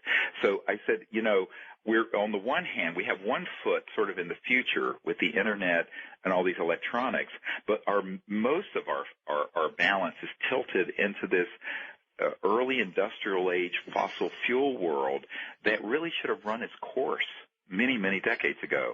And but so it hasn't. It hasn't. And the problem is that you have so many powerful vested interests that don't want to see that change happen. And it becomes a really easy thing to understand once you understand that it's a massive amount of geopolitical power behind the current system. I mean, even the whole Middle East situation, Art. I mean, we use the buzzword in Washington of our vital national security interests. That's what you hear over. It's a mantra. Well, what that really means is oil. OIL. I mean, what's over there? I mean, date palms and goats and what? I know. I agree with you. It's oil. I mean, and there's Israel, but Israel has 300 nuclear weapons. Believe me, they can take care of themselves. Right. All right, so it's oil. I do agree with that, and I do agree that there would be so much interest in keeping oil and the money from oil to ourselves. Not that we do, we ship a lot of it to our enemies. But there's so much serious interest in oil revenue continuing as it has been that I'm sure that people's lives wouldn't be much. I mean, if they got in the way, then there's a bullet with your name on it. Well, and this is the whole thing that they discovered with, Gore Vidal wrote the foreword to this book years ago called Into the Buzzsaw, where they studied various journalists who started to drill down on some really sensitive things, and they would either be fired or they would disappear or they died mysteriously. It's a fantastic book. It's actually a mainstream book.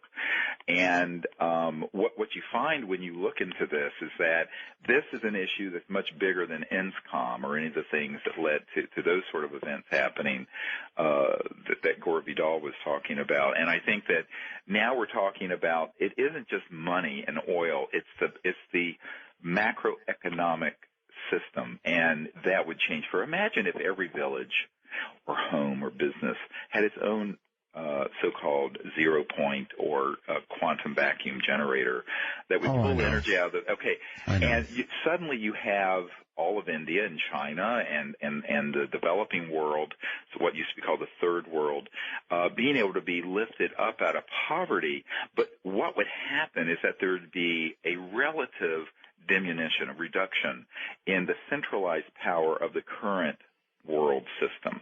And so this is really what it's about. I remember years ago the admiral in charge of CONUS, Continental United States Security, told our military team and the people who've worked with me for years trying to walk me through this system that his job was really maintaining the status quo of the world energy supply. Okay, let me play devil's advocate for just a second and say, all right, Doctor, let's imagine for a second that that this switch did occur.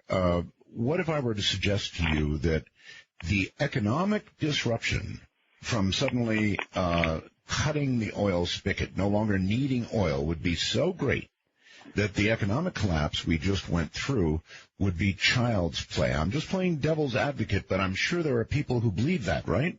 Oh, there are, and I think that there's some merit to that, and I'm not going to disagree with the fact that had these technologies been transitioned in 80 years ago, we wouldn't be in the jackpot we're in now. But what are we going to wait for?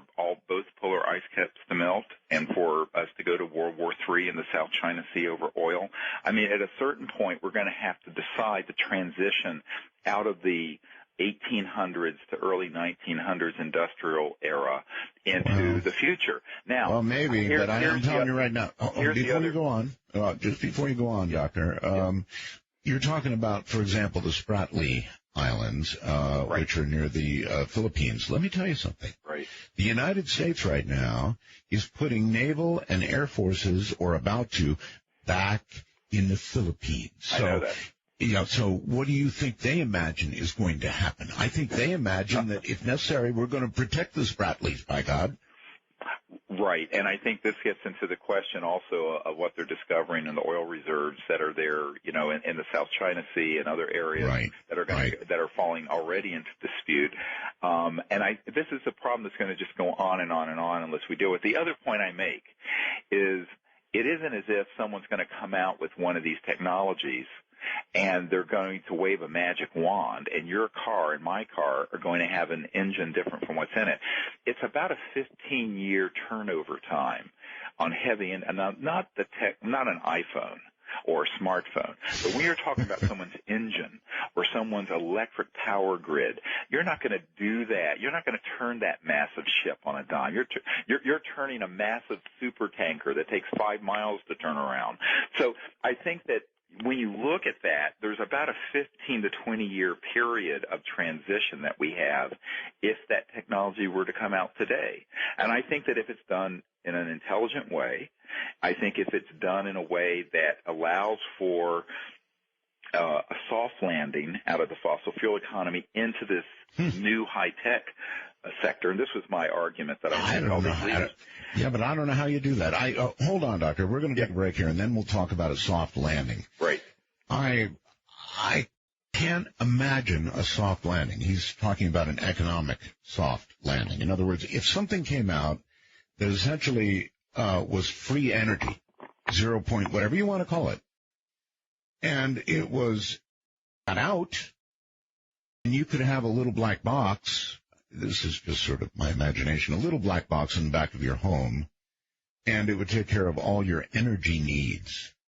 There's no way that I see a soft landing there, and if there is, when we get back, we'll let the doctor describe it to us, but I just can't. That's a hard landing. Oh, listen to this bumper music. I've heard this. I know I've heard this. Anyway, we'll be back in a moment.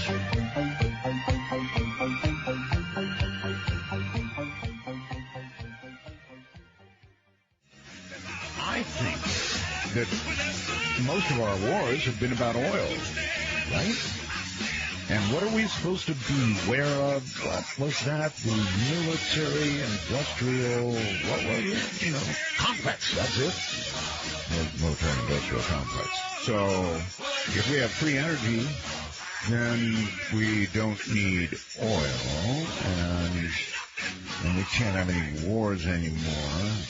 Unless they're about something else, and they're always about oil, so I don't know. I'm confused. I don't see, Doctor, how we're going to come out of this, and you're welcome to explain, with a soft landing, but go right ahead. Well, it's relative. I'm comparing this transition or soft landing to a sort of an existential terminus where we run up, where it's Mad Max under the Thunderdome. We're fighting over the last barrel of oil, and we have both polar ice caps have disappeared, and vast areas of the land masses are underwater, et cetera, and so on. So, which is going to be harder? I mean, if we came together as a people and said, look, this is something we need to disclose the fact we're not alone in the universe. We need to figure out how to make peaceful contact with these civilizations. We haven't talked about that.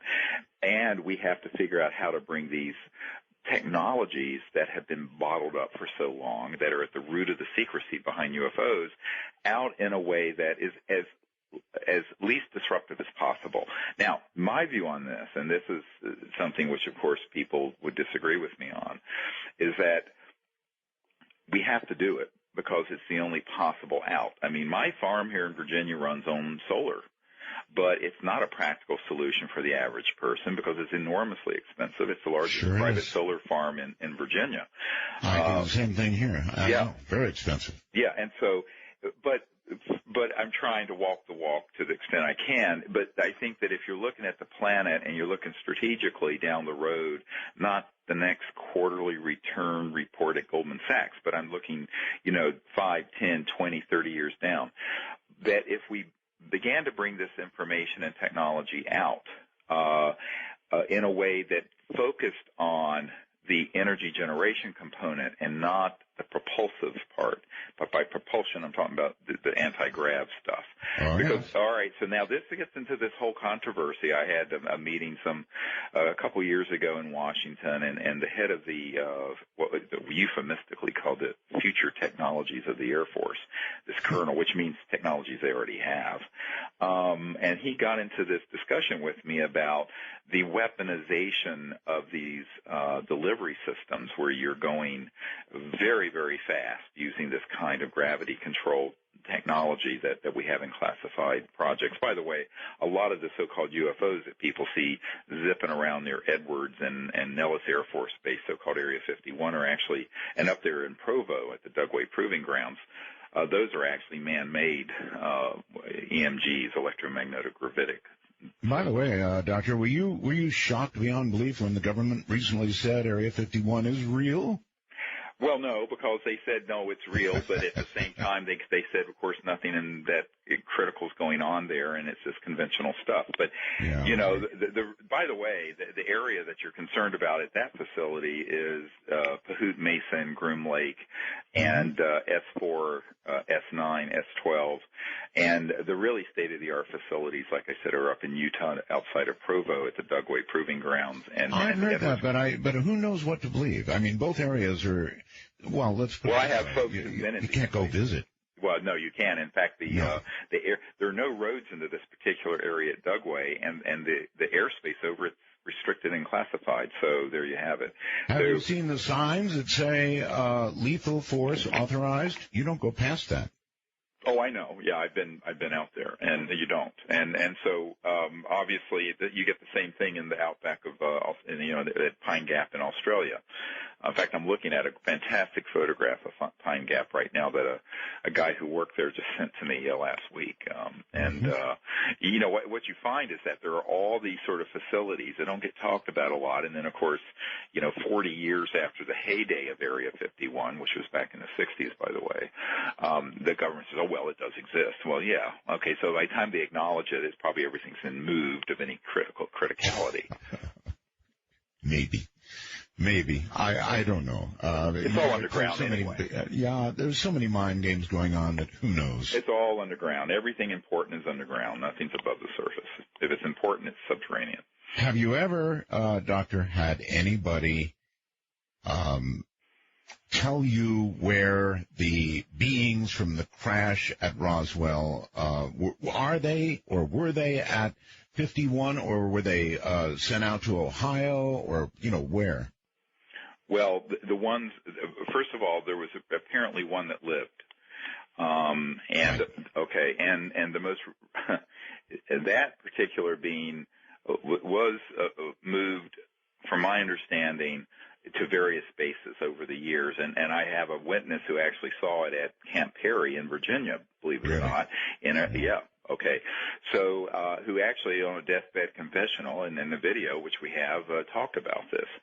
But, of course, the others being deceased. And I know that subsequently there were a number of kind of Tesla coil type EMP electromagnetic pulse weapons that were developed between 1945 and the 60s that were able to target these vehicles when they would be in this dimension. We can talk about this if you wish, and would be able to hit them. And so at Fort Huachuca, if you go to Arizona and you go to Tombstone, there's a place called Fort Huachuca, which is actually Army Intelligence Headquarters, and there is an underground facility there. A man that's on my team had worked in there, and he reported that there were 9 separate ET craft in various bodies that have been autopsied that were in storage there. So I think it's been dispersed, and over the years it's been in a number of locations. Okay, move back for a second to a soft landing. I mean, as I mentioned, if there was a little black box at the corner of your house and you had an energy source that would keep you going, keep your house warm and toasty in the winter and cool in summer and all the rest of it, it would take care of your energy needs. I just don't see how you get a soft landing. Well, I think it's going to be, as I said, I'm using it relatively soft. I mean, compared to the alternative, which is cataclysmic. But no, yes. I think at this point it's going to be a difficult transition because it's been delayed. The analogy I use is that, you got a leak in your roof and you put it off month after month and year after year, and eventually the whole structure of the house starts to rot and fall in.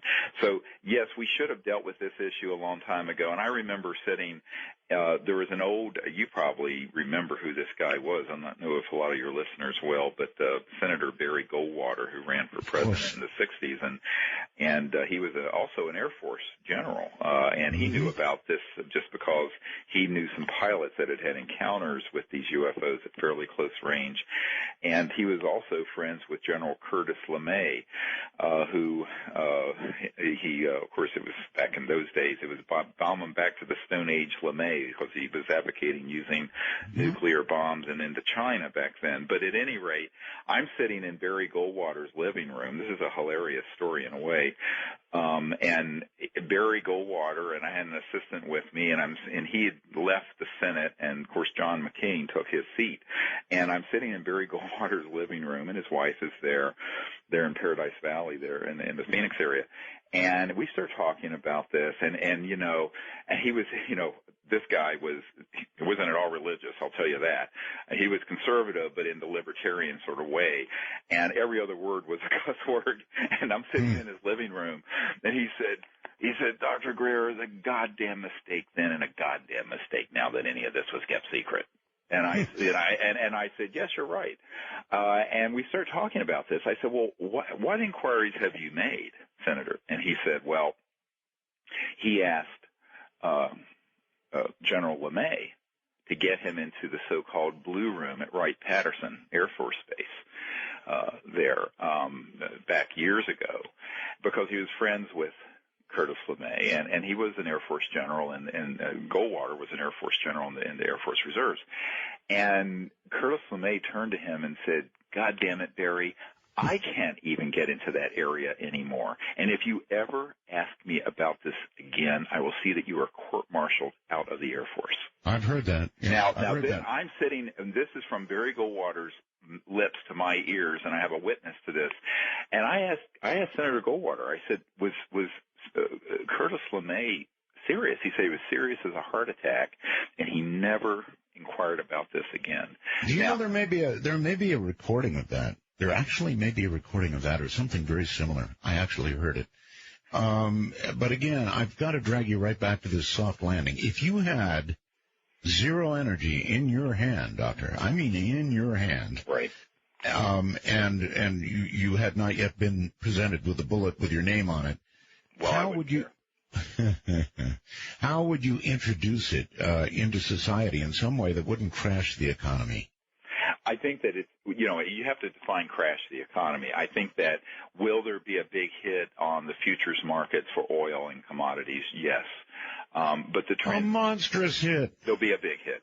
But at the same time, we're taking a big hit now. I mean, let's get out of our, Eurocentric and American view for 1 minute and look at the fact that 48% of the population of the world doesn't even have indoor plumbing, doesn't have a pot to pee in, the proverbial pot to pee in.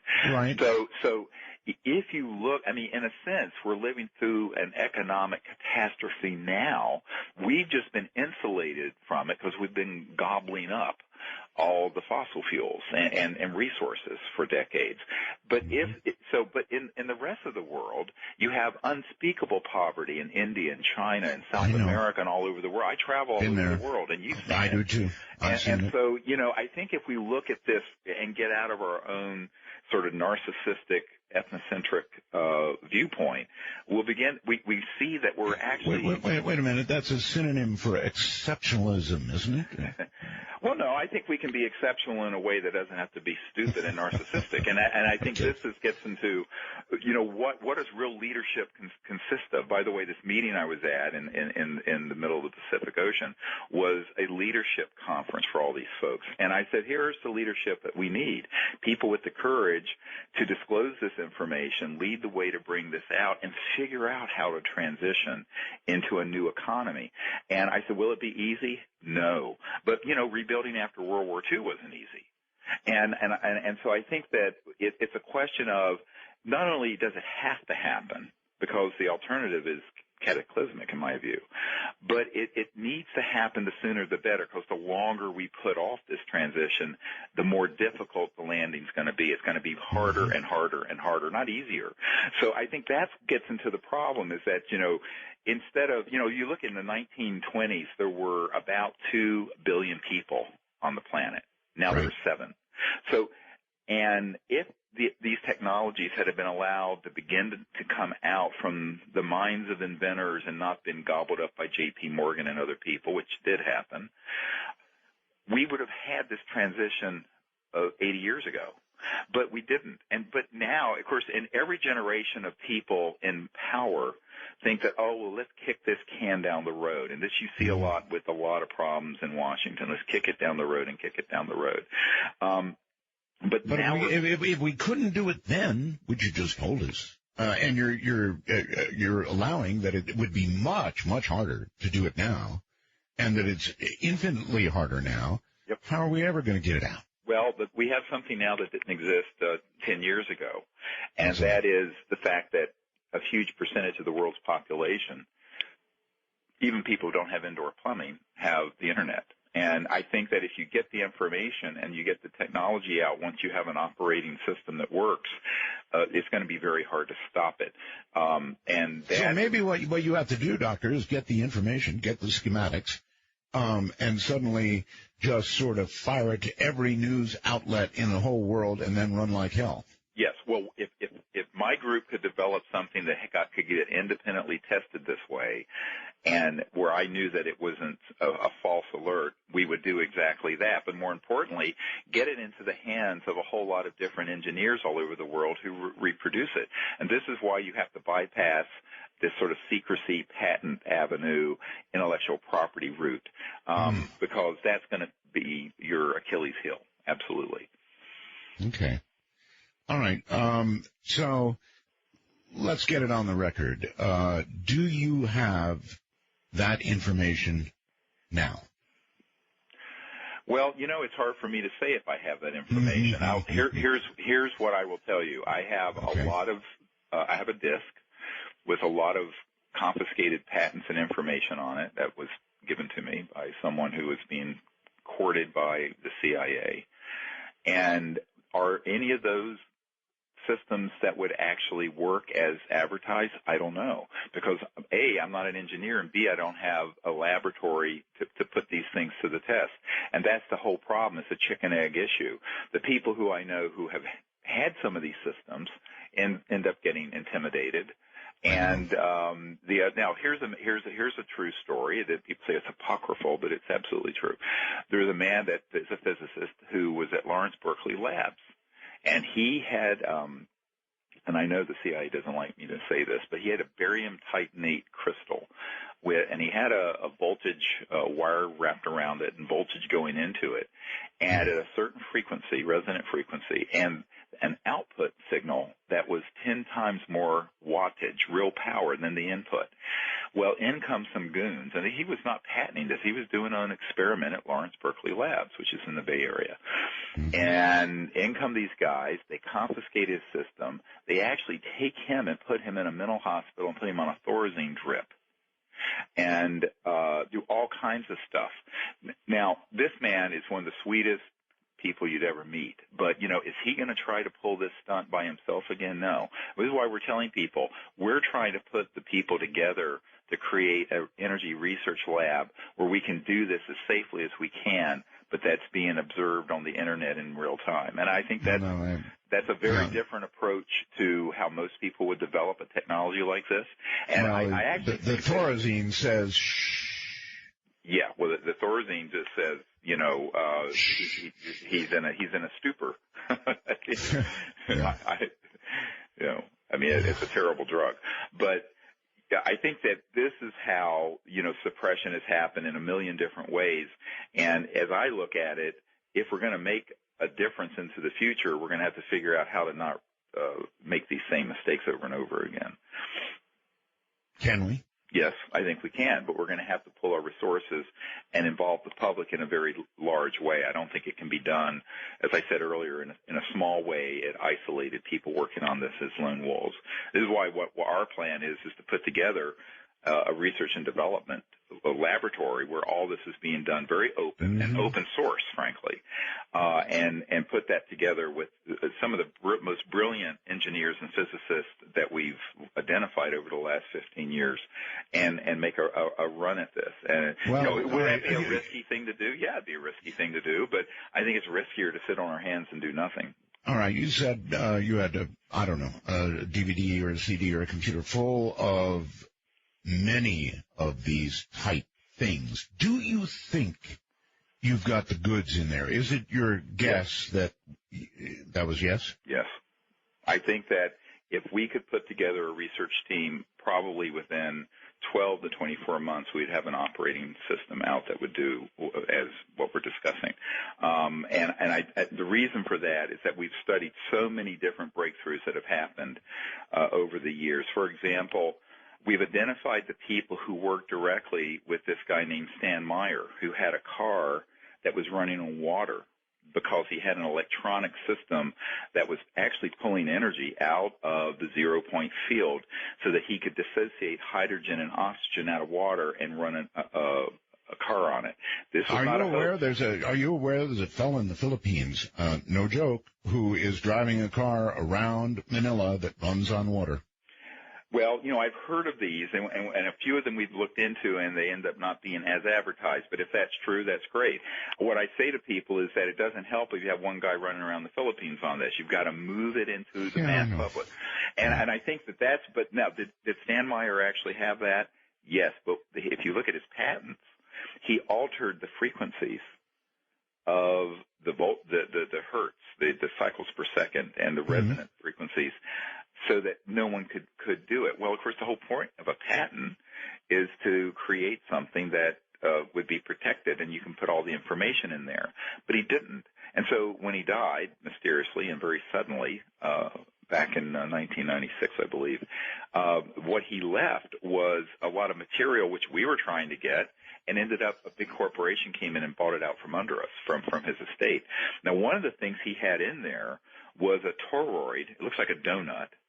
And it had a magnetically charged fluid in it, and that was definitely so-called free energy. And it had a national security order on it. But 3 of the people who worked with Stan Meyer are still living. We've identified them, and they would love to work in a research lab like this. So what I've said to people is that a lot of our work has been to collect the information, but more importantly, the people who understand the principles and the physics. Now, how do you put them together in a way that they can, as safely as possible, work on something like this and live to see tomorrow? That's what we're trying to do now at this phase of our project. Living to see tomorrow. That's good. All right, hold it right there. Here's where we're going to take a break for a moment and a deep breath. Free energy. How would you do it, folks, so that it was a soft landing? That the economy didn't do what it did back in 06 or whatever. So we'd all live happily. Where are those happy days? They seem so hard to find. I try to reach for you, but you have close to mine. All right, Doctor, welcome back, and here we go. I'm still not clear on a soft landing. I just don't know how you do this kind of thing. Piecemeal, I just don't get it. Well, I don't know. It wouldn't be piecemeal, but maybe soft landing is not the correct term, but I think it's a relative term, as I said, compared to what we're facing if we don't deal with this issue. And by when? And I think I think it should have been done decades ago. So as soon as possible is all I can say. Well, yeah, but if you look at the current oil-based economy, and you look at oil disappearing and getting more expensive, there's going to be a dollar figure. I mean, eventually you're going to be able to pin it to a dollar figure. By the time it's $15 a gallon, $20 a gallon, somewhere in there is a breaking point. Well, and actually, what would actually happen with this information even coming out on a proof of principle system where it was widely known around the world is that oil would begin to trend down very steeply because all those markets are anticipatory. All the futures markets and commodity trading market, they would begin to factor that into the value of oil. Right now, the value of oil has a couple of premiums on it. You have the war premium, the chaos in the Middle East, and China industrializing at 8, 10, 12% a year. It's slowing down right now a little bit. It's eased up. But over the long haul, that's the kind of problem we're facing. And I think all this does is build in the likelihood of growing disparities between the wealthy and the unfortunate. And that's a prescription, if you look at history, for revolution and turmoil. So I think the sooner that we can come together as a people to transition out of those systems into something practical, and by practical, I'm not knocking solar and wind. It's just not a very practical, energy-dense solution for a planet with 7 billion people. No, it's getting better. Here in Nevada and in California, we've got these new solar collectors. I don't know if you've seen them. Oh, yes. Very large towers with hundreds and thousands of reflectors pointed at the tower, and they're getting to be fairly efficient. Yes, but you're talking about that one facility there near the California-Nevada border, costing in the $2 billion range. Well, my God, I mean, the money they put into that, you could have developed these other technologies and begin to have them coming out like sausages off the conveyor belt. Well, you can throw billions of dollars around, but check out the price of the last war we were in. Yeah, that was a couple $1 trillion if you factor all the aspects of it in, and that's a lot of mirrors. Yeah, it is, and I think that there are solutions, but ultimately they're going to be too little, too late. That's my concern, and I think it's a temporizing strategy to utilize those. I think the real solutions are these ones that have been resisted because they are. In my view, they're transformative. In the view of the conventional wisdom, they're disruptive. And I think that depending on where you're sitting on which side of the fence, it is disruptive. And, it's interesting. A few years ago, back when W was the president of the United States, I was meeting with his sort of consigliere on energy and nuclear power, and it was this Harvard law guy. And we're sitting at the University Club there up the street from the White House, and this is a place you see Rumsfeld and all these folks in there. And he's telling me that anybody who becomes president or someone in a very powerful corporate position, no matter whether they're left or right or center or liberal or conservative and all these labels, they don't mean anything. He says basically they get into those positions and they govern and make policies that are very conservative in the traditional sense of not having big change happen. And the reason for that is that they don't want to supervise something this big. This is such a big change. If you add up all the changes that have happened since the 1850s to now, the disclosure of this information would dwarf all of them added together in terms of the way it would change the way we're living on this planet. Now, to me, that's needed, and it's a good thing, and it's been forestalled for too long. But if you're in a position where you're just trying to maintain the status quo, you look at the edge, you go to the edge of this precipice, and you're going to go, good God, I'm not taking this leap. So if they don't act pretty soon, they're going to be supervising billions of people starving to death. They're going to be supervising wars that are going to be so out of control that it'll be the end anyway. So, well, see, this is what I was saying to you earlier, is that from my perspective, any way you slice it, the wise thing to do is to come together and figure out how to bring out these really advanced technologies and physics in a way that is as non-disruptive as possible, knowing I don't know what that is. How about a toy? Yeah, a toy. No, I mean, there's something actually going to run something. I know, but we're talking about baby steps here. Yeah. If you come out with a toy that seems to demonstrate over unity, believe me, people pay attention to that. Well, actually, there have been. And actually, there's right now a tritium battery that's exhibiting this. There are a few small, at the level of lighting an LED that are out there right now. But I think that it kind of gets lost in the dialogue. And I think to make a change on this, you're going to need to bring out something that the average person is going to see a practical application for it. And I think that is why. I mean, getting back to the secrecy and the ridicule of the UFO subject. The secrecy and the ridicule is rooted in the fact that the implications of this are so huge.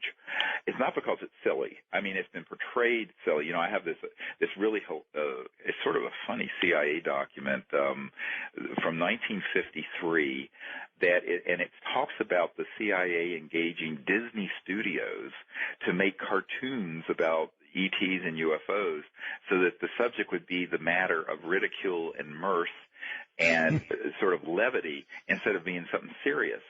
And yet you have the first CIA director in this letter that I was quoting from earlier in the show, talking about how people are soberly concerned about this and understand that this is an enormously important issue. And I think that it's because it has so many implications that it has been ridiculed and has been sort of pigeonholed into the silly season of all things ufological, which, For a second, let's come back to a serious matter, and that is this question. Are we currently in any sort of productive dialogue with them? Well, I can't, or when you say we who? We humans. I suspect, yes. Although I'm not on an official level. What I've learned in studying this and leading teams that attempt to make contact is that I think individual humans have had contact experiences. Whether the government at some point had some liaison that then fell apart, that's possible. Although I don't see a great deal of evidence for it. The closest I get is from, after meeting with these guys, these French officials, they sent me a letter from a man who was with Eisenhower when apparently he met with some ETs there at Muroc, which is near where Edwards Air Force Base is now, back, I believe, in April of 1956, if my memory serves me correctly. And so apparently there were some attempts to make this sort of more open contact, but it became very dysfunctional because, the motivations for the dialogue were not what they should have been. All right. Well, we'll probably never really hear about that. What do you know, Doctor, about ET contact that has occurred at the macro level that you consider to be legitimate? Well, I think it's happened with many individuals who've had contact experiences with these civilizations and the individuals. And what I've done, there's something we started back about 20 years ago called the CE5 Initiative, Close Encounters of the Fifth Kind Initiative, is to train people in the concepts of contact and the concepts of so-called remote viewing and the use of consciousness and other technologies to interface with these civilizations. And when we've done that, we've had some really strange but amazing experiences that have happened. And that's been in every spectrum, photographic, video, electronic, and even, objects and the beings that are very, very close to us. If you look on our website under CE5 on the top header at SeriousDisclosure.com, you can go through that, and there's some photographs that are pretty unusual of what appear to be ET and transdimensional beings that are very near us in places all over the world. So,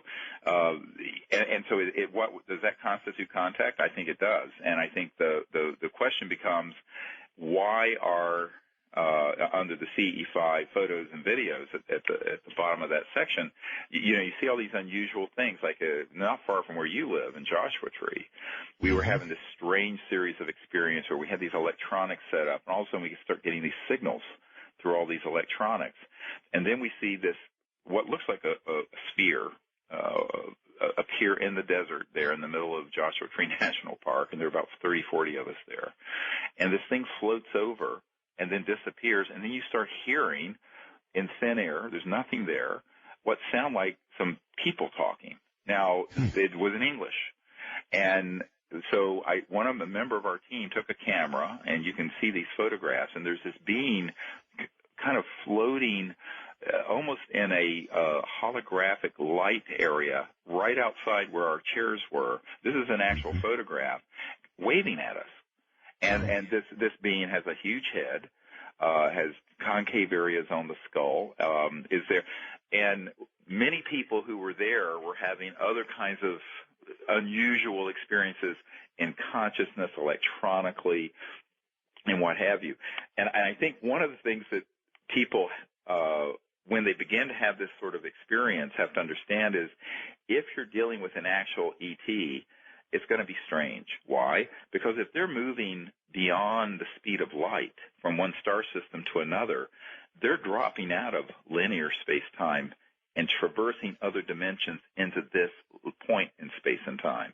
So They are all, by definition, a priori, they are all transdimensional or interdimensional and ET. I remember Jacques Vallée and I had this discussion once where he said, well, are they ET or are they interdimensional? I said, well, they're both.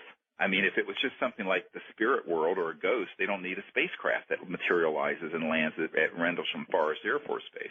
No, they don't have that ability, or they couldn't even get here. Yeah, so this gets into this whole discussion of a whole new understanding of physics and space and time, where you have enfolded within any, say, volume of 3D, other dimensions that you can traverse through to get from one star system to another. And this is what they're doing. And so when they do appear, it can be very unusual. They can appear and then disappear, or they can be partially in this dimension where it almost looks like a hologram or some translucent circular or disc or triangular shaped object. And in fact, one of the top secret witness guys we just put up from the Air Force was at Altus Air Force Base in Oklahoma back years ago, when one of these objects appeared over the hot nuclear area of this Air Force Base, and you could see it. It was like a cobalt blue, but it was translucent. It wasn't fully in this dimension, but it was moving over this area where our planes were loaded with hot nuclear weapons to take off in an emergency. And all the alarms went off. So it was enough in this dimension, and yet it could go straight through. It was not solid, so it could pass straight through these aircraft. And, of course, in World War II, everybody knows the group the Foo Fighters. Well, guess where they got their name? Foo Fighters, Dave Grohl got that from.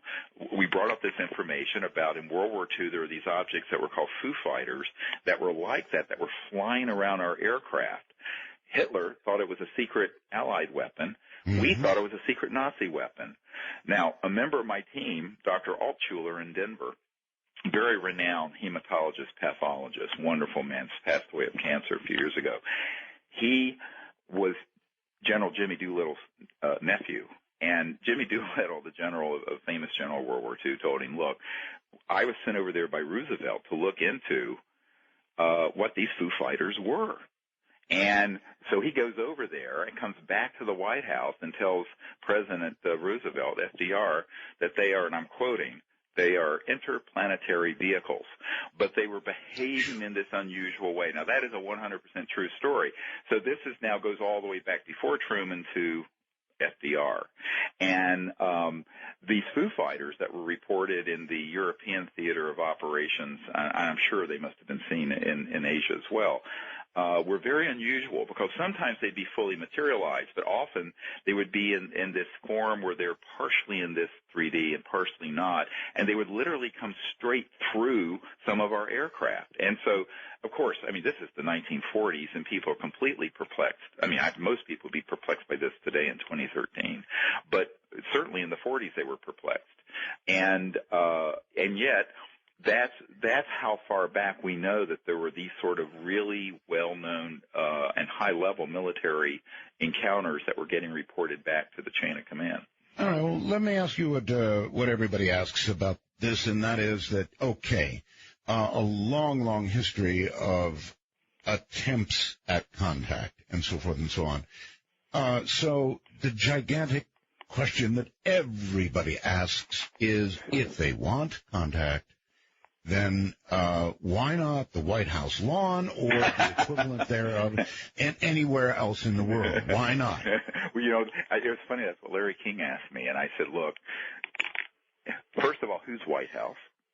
You know, the one in Bogota, Colombia, or the one in Washington, D.C.? Yeah, whatever. All right, number one. Number two, they'd be blown out of the sky. Number three, I think no, hold on. How do we blow them out of the sky? They cross dimensions to get here. Surely, you know, one of our Hellfires or whatever we're going to use probably isn't going to work.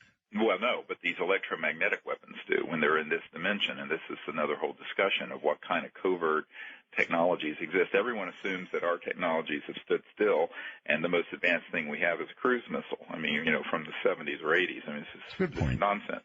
And I think that the bigger question is, no one can know this for certain, but my reading of this, having gone out for thousands of hours under the skies with people, looking at the stars, looking at objects that come in, is that they're actually, I think they're waiting for us. I think the ball is in our court. Everyone thinks that somehow they're going to behave the way we might, and that is just come in there and land on the White House lawn. I think that in reality, it's sort of a cosmic Rorschach test, how you view this. And the way I view this is that they're actually waiting for us to awaken to their reality in a way that is peaceful and doesn't create any more chaos than we already have on this planet, number one. And number two, that we approach them in a way that is not militarized and weaponized. And I think so our approach to it has been all wrong.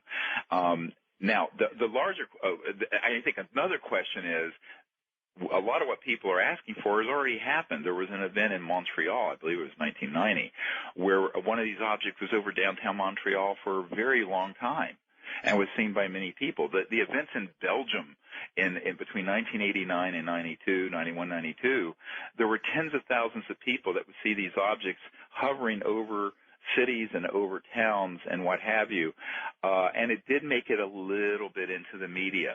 And so this gets into another question.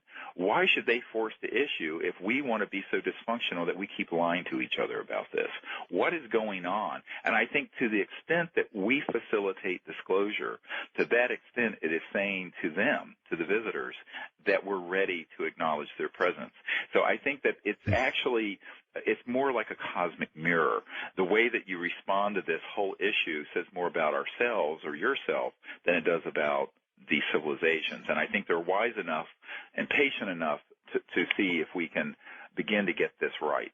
All right, Doctor, I know you had a number of programs trying to initiate contact, and you did that years ago. No, we're still doing it. How productive was it? What did you do? Well, we still are doing it, and they've been very productive. And that's why I tell people go to the website and go to the CE5 section. They'll see that. And there's a book that we have released not too long ago called Contact, Countdown to Transformation, that goes through all the dozens of events that have happened. And they're like this one in Joshua Tree. Some have amazing photographic and electronic evidence. Others have been very transitory. But what I've concluded from it is that they're willing to make contact with groups of people if people approach them in a way that is peaceful and you're not running around like chickens with your head cut off. Okay, but after you've got contact, you get productive dialogue. I mean, we're talking about energy here and all kinds of things that they could potentially tell us, which are very, very valuable to the human race. So if you get contact, how do you progress from that to dialogue? Well, I don't think you're sitting there having a cup of coffee speaking English. I think it happens on a level that's some would call it very metaphysical or paranormal. I don't call it that. In consciousness with remote viewing and at that level. Whether it progresses to another level, we'll see. I think on that level, it's happened to many, many, many people who've been on our teams. And my own experience with this dates back to when I was a teenager, is that it was very highly in that area of the science of consciousness and the understanding of how the mind and consciousness is the ultimate field of energy and non-locality. And they seem to understand that. And so I think that most of the contact that has happened up to this point isn't a sort of a verbal discussion or a sort of translatable language so much as it is on that level. So you're saying that our consciousness has got to be raised, and at some point there'll be a dialogue when we get to their level. Well, not to their level necessarily, but certainly close. And we have had that dialogue, but it's been on the level of consciousness and remote viewing. And for those of you people who don't know that term, it's the ability to access consciousness in its non-local form and see remote places or remote points in space or time. Now, one of the things that our film deals with, the film Sirius, S-I-R-I-U-S, is that it deals with this question of, is our own individual consciousness, is it actually what we think it is? In other words, we associate it with just our egos and our individualities, but is there an aspect of our consciousness that's operating in sort of a field that isn't bound or limited by space and time? And the answer to that is yes, and the science on it is actually quite clear. You know, Einstein talked about the spooky effect and the spooky phenomenon, where you do something with a proton in one point in space and it's mirrored in another point. They've now discovered mirror neurons. Right. Recently, they found that actually in experiments with rats, that there's precognition and reactions that happen. And on the cellular level, so there's all this sort of phenomenon that has to do with consciousness and the mind. I think it does as well. I'm convinced that it does. And the ET contact experiences seem to be where that intersects with these visitors from other star systems. They understand that because, let's face it, you're not going to communicate across multiple light years of space using an electromagnetic signal from AT&T that's traveling at the speed of light. It would take thousands of years to get the signal there and back. So you're dealing. And if you did, you'd probably get a dropped call. You'd get a dropped call. So in this case, you're dealing with something that a concept I came up with, which may be too controversial to go into here, back in the 90s, called consciousness-assisted technologies and technology-assisted consciousness. And what I discovered through some experiences I had is that these civilizations have the equivalent of a communication device that interfaces directly with coherent, clear thought from individuals, and that the ETs actually, when they are navigating their craft or communicating, are hooking their own consciousness and thought through these systems that go at what have been called scalar signals that are multiples of the speed of light, but that interface up with thought and consciousness. So it works both ways. There's consciousness assisting the technology, where the individual is interfacing with the technology of the spacecraft or the communication device, but they also have technologies that augment or project their own thought and consciousness. And it works both directions. And in 1991, when I wrote this in a paper, I had a senior aerospace scientist call me from McDonnell Douglas, which is now part of Boeing. He said, "How do you know this?" He says, because they had discovered the same thing in some research they were doing at McDonnell Douglas, because old man McDonald was really into all this. And I said, from an experience I had when I was a teenager with these visitors, that was quite clear to me that they had that ability. And he said, "Well, you're correct." And he said, "But you know, and ultimately this begins to be the bigger question of a paradigm that we're going to go through. This huge shift. It's not just an energy generation and are we alone in the universe, but ultimately it's opening a doorway, I think, into who are we, and you know, what does it really mean to have the potential of a human being. And I think that potential is amazing because it includes not only the ability to travel interstellar, but to experience states of consciousness that take you through other dimensions, and understanding that in a very clear way, where it becomes scientific. and where the scientific evidence builds. And, the physicist Goswami wrote The Self-Aware Universe, and I don't know if you've read that book, but and Edgar Mitchell, who's an astronaut that I've worked with, who founded the Noetic Sciences Institute, and they've done a lot of study on how mind and consciousness and thought are actually not limited by, your brainwave activity or just your body. And that there is this element. I think that's why when you talk about contact with these civilizations, you're going to have to then add in this other area of exploration of the science of consciousness and understanding of a new type of physics that is awareness.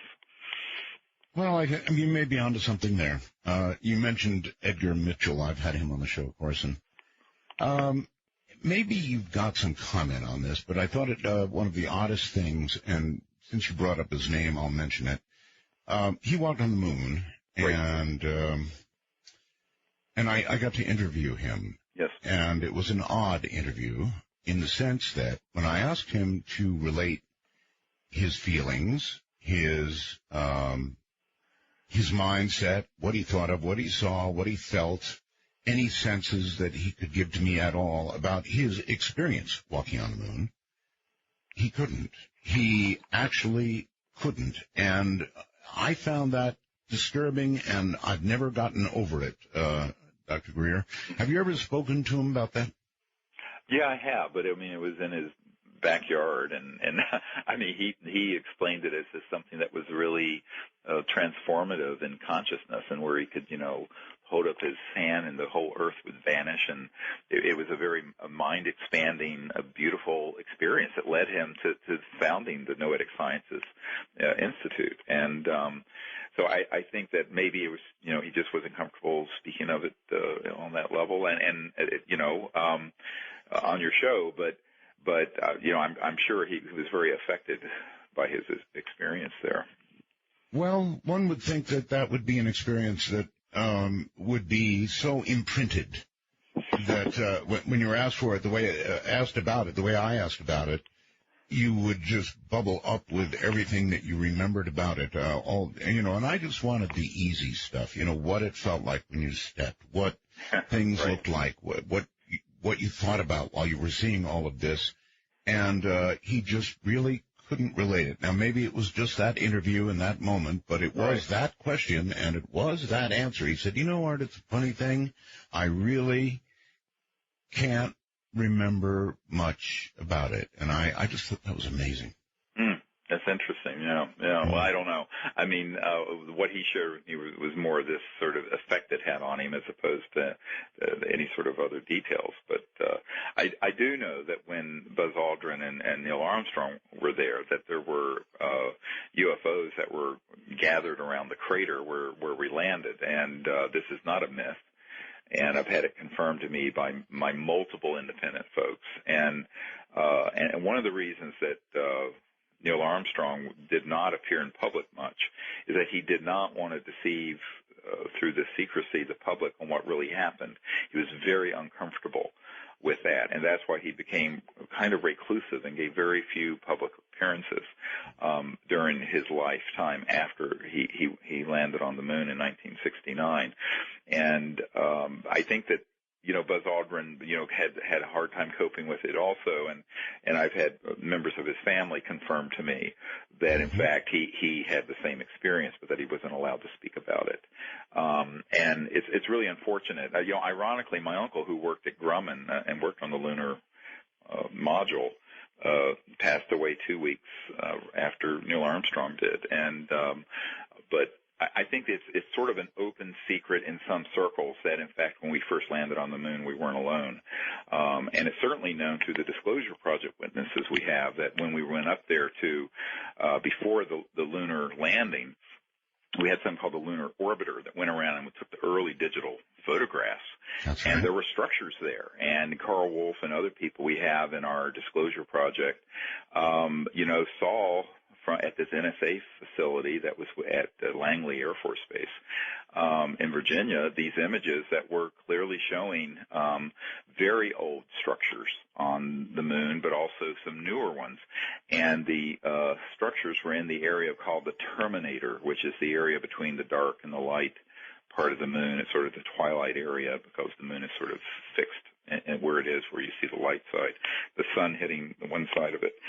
But I think that this is why when we landed on the moon, they were prepared for the possibility or the likelihood that we may not be alone. And people have asked me, did we actually go to the moon? Yes, we did.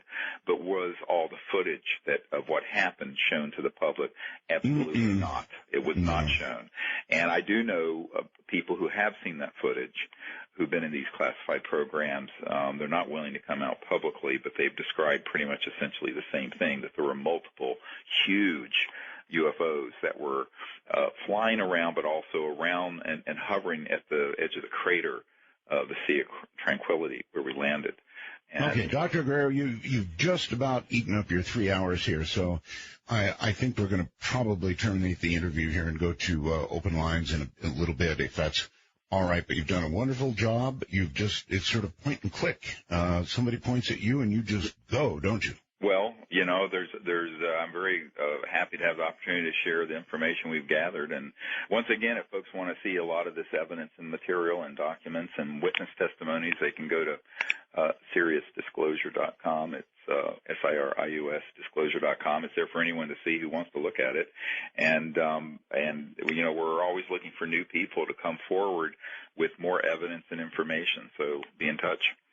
All right. Thank you, my friend, and we'll do it again. All right. Thank you. Take care. All right. That's Dr. Stephen Greer. Really a point-and-click kind of guest, huh? You almost wonder where he takes a breath, but he's got an awful lot of information.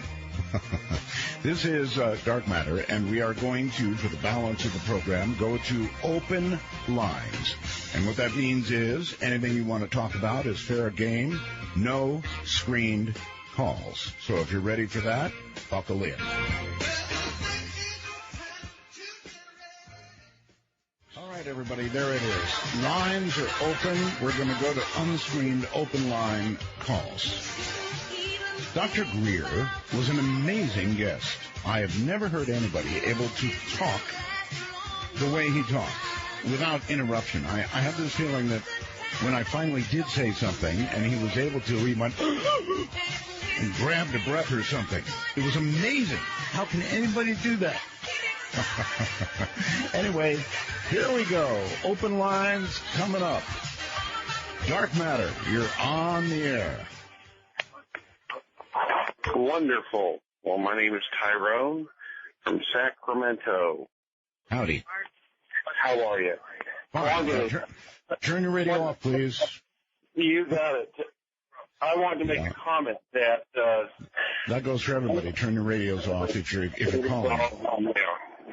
We had a gentleman that I knew a couple of years ago who invented basically a free power machine, and him and his partner basically were swooped up by the government and on trumped-up charges essentially of mail fraud, is in prison now for 10 years because of the device that he invented. And he talked with me. He was in our church, and just an outstanding man, very, very brilliant and smart. And it's just sad to see this happen, that when people come up with these brilliant ideas, that our government just really doesn't want it to be brought out to the public. And it's just a sad, sad state of affairs. It really is. Okay, so he's still in jail?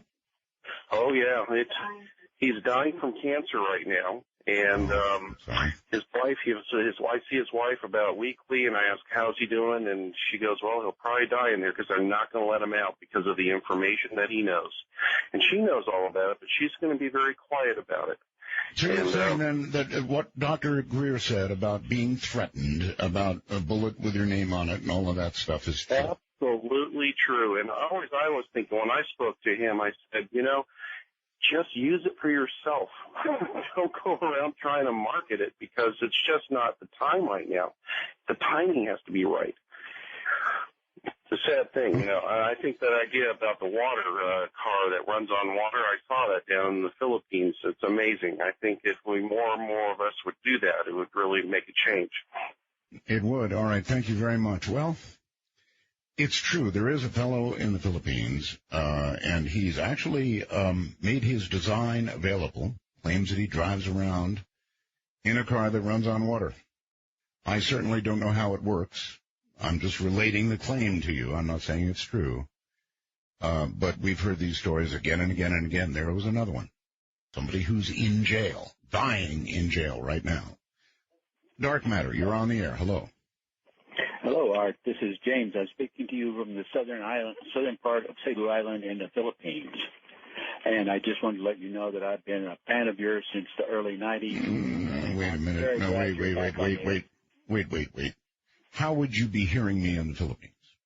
I'm listening to you on my Sirius TTR1 internet radio, and I'm speaking to you over an internet telephone. Wow. And I can dial any number in the United States, Canada, and Virgin Islands free from this location. Wow. And it cost me $28 a month for the service. And actually, it does sound like we're connected. That's amazing. Yes, what part of the Philippines are you in? I'm in the southern section of Cebu Island. Okay, Cebu. Right. Very good. Delegate. I'm over here for a year. I'll be back home for a couple of months in March of next year. And I'm so tickled to have you on the radio again. It's just wonderful. And you've blown us out for two nights. It's absolutely incredible. Well, it's wonderful to hear from the Philippines. I'm kind of sort of almost a little homesick, so. Oh, yes, I know all about it. I almost moved to Cebu. I almost bought a house there, actually. Oh, really? Oh, yeah, yes. I know when you left and when you set up your antenna and they made them take you down, and you got permission to set it back up again. I know. That's a true statement. Yes. Okay. Like I said, go ahead, sir. No, go ahead. Oh, I just wanted to let you know I'm so glad you're back on the air, and I listen to you at 10 o'clock in the morning till 2 o'clock in the afternoon here. Mm-hmm. This is the 18th, so you know that 12-hour time delay. So I do. I'm being ahead. So it's so wonderful to talk to you, and keep up the great work for all of us. And thank you very much, and take care, my friend. That's thank you, sir.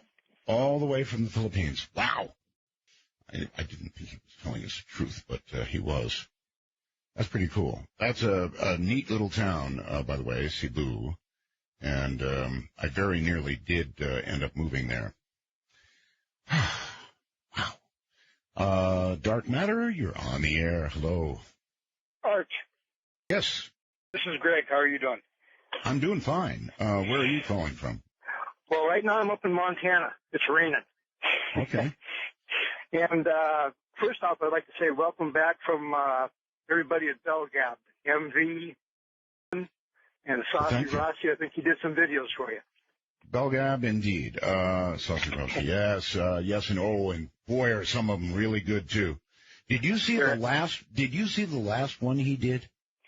We were talking about that on the forum, Art, and when I saw it, I went through such a range of emotions, especially when your audio came in and her eyes opened up. It was almost like I was excited.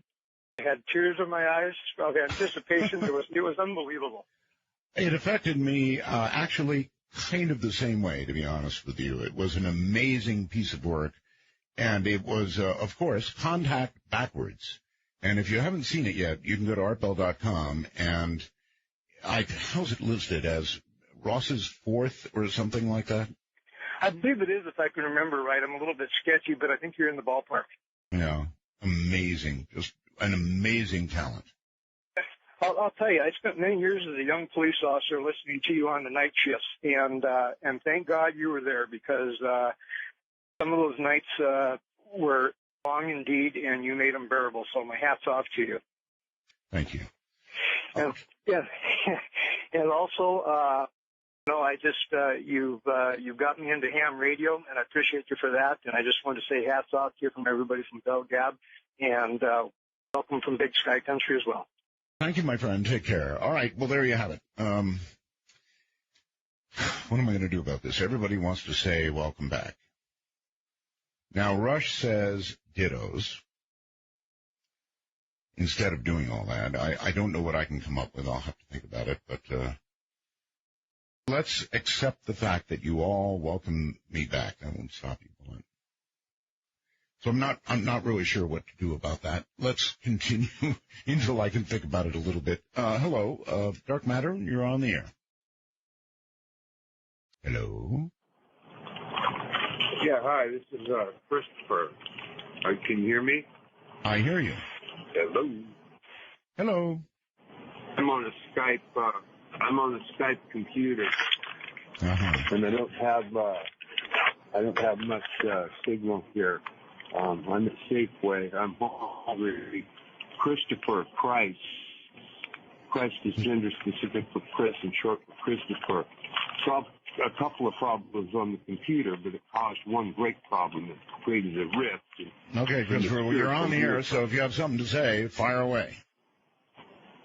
Yeah, I have a device that can connect me to what I guess the Christians call eternity. You don't have a gun, do you? No, its physics is very simple. It has to do with the fire and vibration of tuning fork. And that connects you to eternity? Yes. Eternity is a place where Dr. Greer talked about it a little bit. That place is a vibrational, it's not really, it's a holographic place, but it's physical, but it transcends time and space. Okay. And so when you have... Okay, this is not going to be a possible conversation because we just have too much delay. Cell phones are bad. Trying to do Skype with a bad connection to a radio show is almost beyond reason. He scared me there for a moment. There are, I guess, various avenues to eternity and scared me. Dark Matter, and you're on the air. Hello. Hi, Art. This is Larry from Fort Lauderdale. Hello, Larry. You might remember. I have three quick things. One, please push XM into putting the channel numbers on the mobile phone devices. It's a good program. I wonder why they don't do that. Well, they want everybody to go to names, and I tried to tell them that the red network and blue network didn't work very well. You need numbers because if you're in your car and you look at 104 and you try to figure out where it's listed, which is under entertainment, under indie, it's a problem. And I think they could find some room to do that, and I think that you're the man to do it. The second thing real quick was if you can ever do the phase-shifting version of Ride My Seesaw, that would be awesome, like we used to hear. I know. Well, I finally adopted it as a theme, so I'll dig it out one of these days, but... The third thing I wanted to say is that regarding Dr. Stephen Greer, the only thing that could probably keep people's lips so sealed and so secretive has to be that they truly believe that it would throw our Bible out the window, and the reason of our very existence would just be so different that it would be so cataclysmic if anybody opened their mouth, because you never could have this many people with that kind of a budget not leaking the Holy Grail or the absolute smoking gun, which would remove all doubt. And it would have to take something of that magnitude for them to keep this thing that secret. And that's or oil. Look, oil is bigger than you think. I mean, oil is really, really big. We're talking big money. We're talking, we've had wars. Most of our wars, one way or the other, have had something to do with oil. So there is that. And then, as you point out, there's religion. And you're absolutely correct. If the reality of extraterrestrials meant that what we thought we knew about God in the Bible wasn't true, I think everything would rapidly get out of control. Well, I think that we've been prepared enough to where we wouldn't. I think the Brookings Institute is not the same today as it would have been in the 50s. And I also think a soft landing is possible because it would in fact be gradual. If you took just here in South Florida, the Florida Power and Light Company, if all of a sudden we had a box in our yard and I didn't have to pay $300 and $400 a month, that money would be put back in. Well, one thing that the market doesn't like is a surprise. You know, every time we've had some sort of surprise, whether it's a war, political leader dying, you know, whatever it is, any kind of surprise, the market takes a beating. If somebody talked about suddenly having free energy, that's a big surprise. I mean, that's so big that I'm not sure there'd be a recovery. Well, the doctor laid it out. It's one way or the other. If we have global warming and there's water covering my house where I'm at now, that's a pretty surprise. So I tend to go with his method, and I think that we could have the soft landing. I think that we have to do that.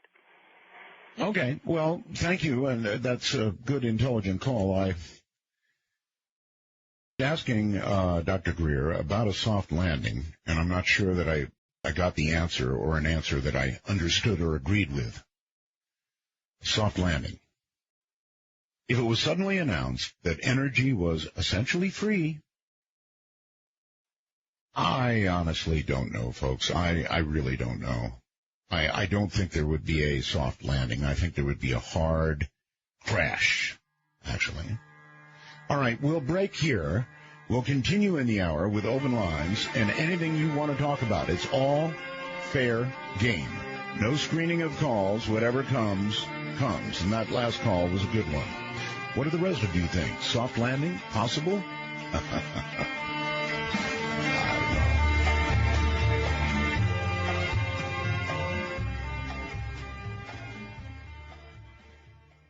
Welcome back. We're in open lines, on the screen open lines.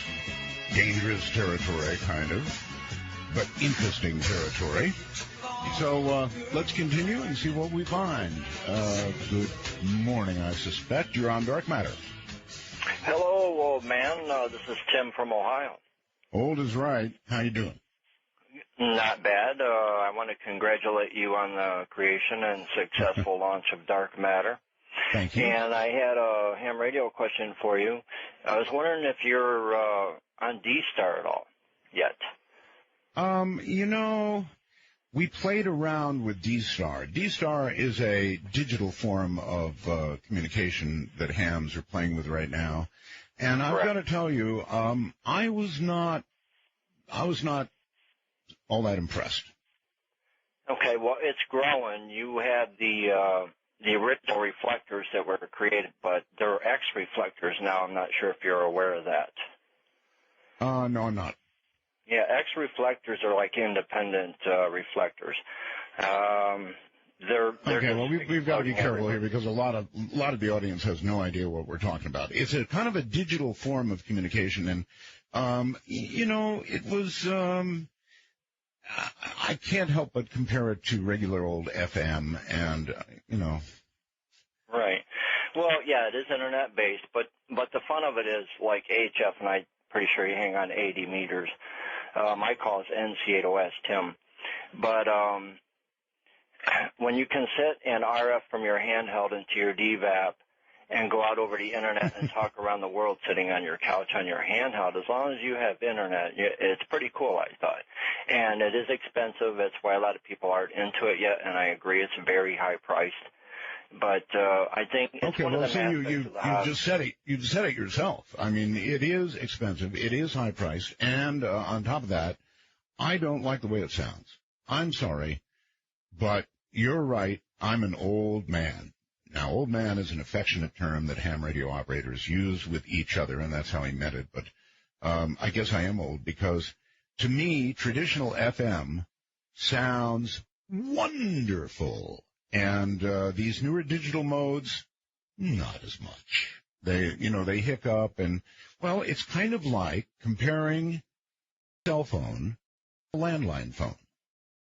And I know we've talked about this before, but I'm not wild about cell phones. And while I'm on the subject, that can get me going on a rant. I want the cell phone companies, the big ones. Let's start with AT&T, for example. They're really a big one, right? Increase the bandwidth, folks. Let's hear pin drops again on cell phones. Wouldn't that be wonderful? Wouldn't it be absolutely astronomically wonderful to hear a pin drop on a cell phone again? This company that does it is going to get my money. I will switch providers like that. Comes up with a good-sounding cell phone. Sorry, get me going on that. And anyway, Dark Matter, you're on the air. Hi. Hey, Art. This is Nathan calling from Oregon. Hey, Nathan. Wanted to ask you, first of all, thanks for taking my call. First-time caller, long-time listener. Wanted to ask you where you're at with the Luciferian agenda, some things that Dr. Kaku alluded to last evening made us curious where you were at personally with that. When did he reference that last night? Well, he didn't reference it last night. He talked about some things that made us suspect that he may be in a position to know things that... What was it he said that made you suspect that? I'm having trouble remembering specifically. All right. Instead of Dr. Kaku, let's just talk about the Luciferian agenda, whatever that is. What is the Luciferian agenda? Well, the Luciferian agenda seems to be certain things in society breaking and moving according to a design that is not necessarily organic and one that is not necessarily benevolent. So some people might call it a shadow government. There's different boxes I think that it can fit into.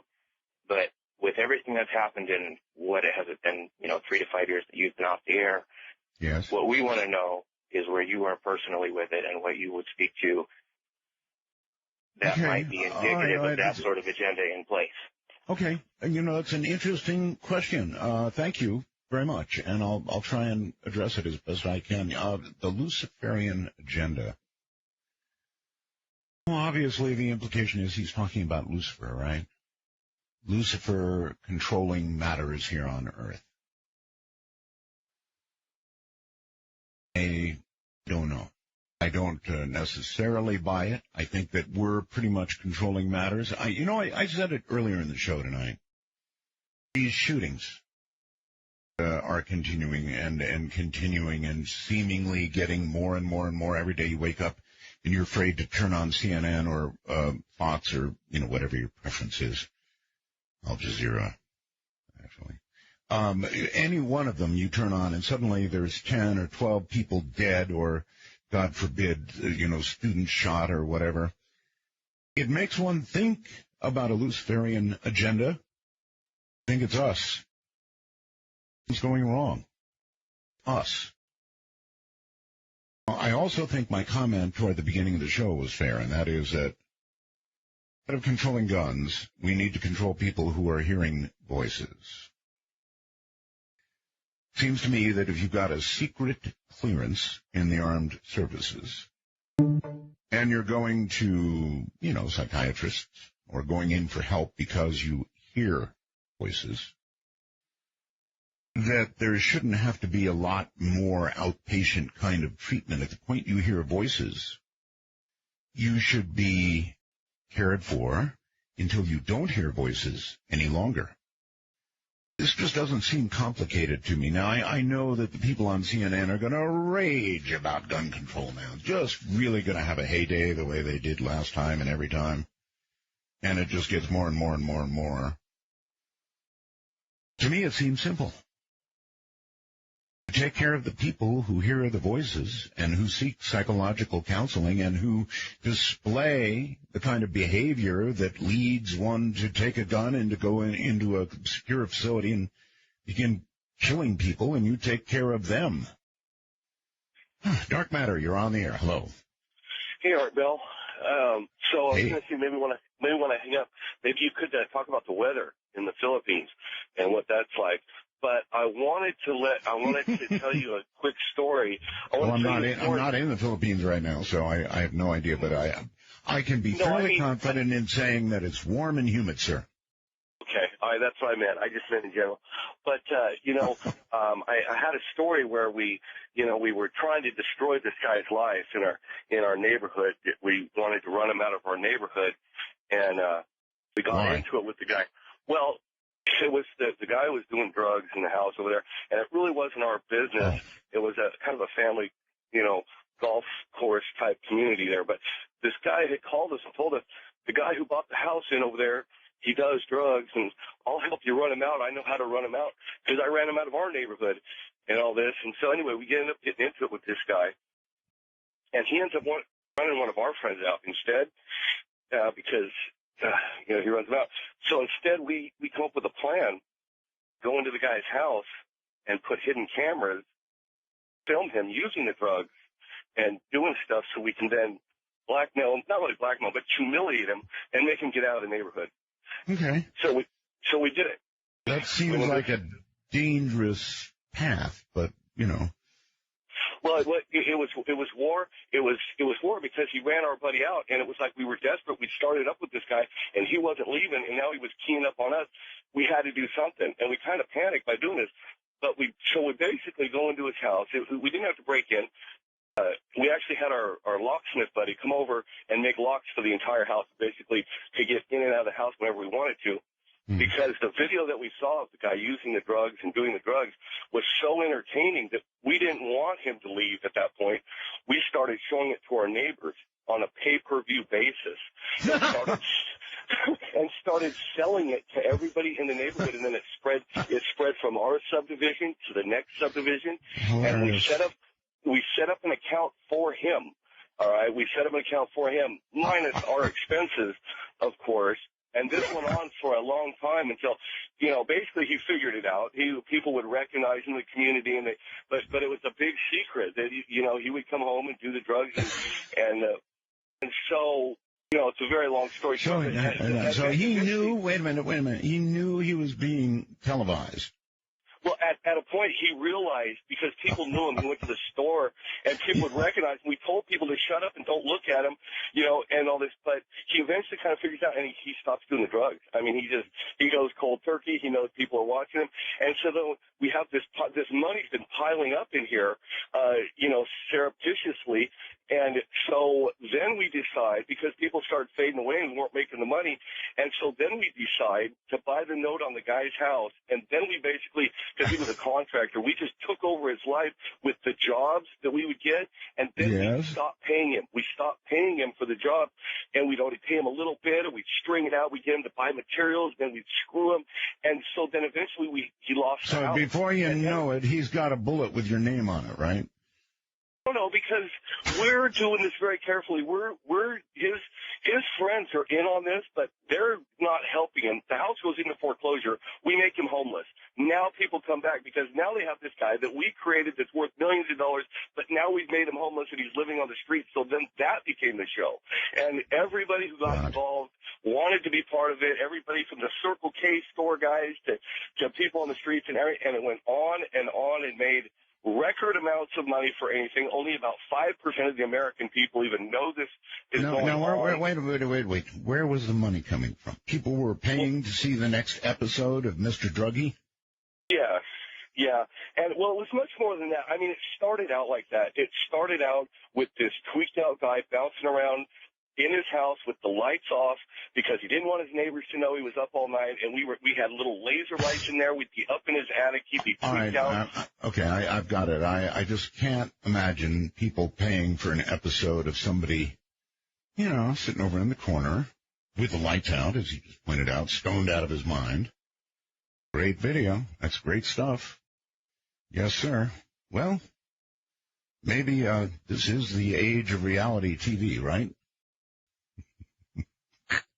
Dark Matter, you're on the air. Hello. Hey, Art. Kyle from Portland, Oregon.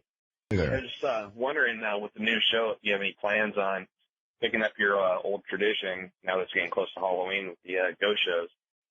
Somebody else had last night. Yes, of course. We'll do ghosts on Halloween. Yeah. We'll do ghost stories from the audience on Halloween. You can depend on it. Perfect. Well, thanks a lot, Art. I appreciate it. Oh, that's it, huh? All right. Thank you very much, and take care. You too. Let's see if we can go directly to this line and say you're on Dark Matter. Hi. Hey, what's up, Art? Welcome back. Thank you. You're up at the moment. Good. My name's Greg. I'm calling from Philly. Right.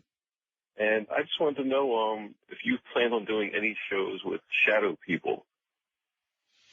I would love to do a show with a shadow person, sir.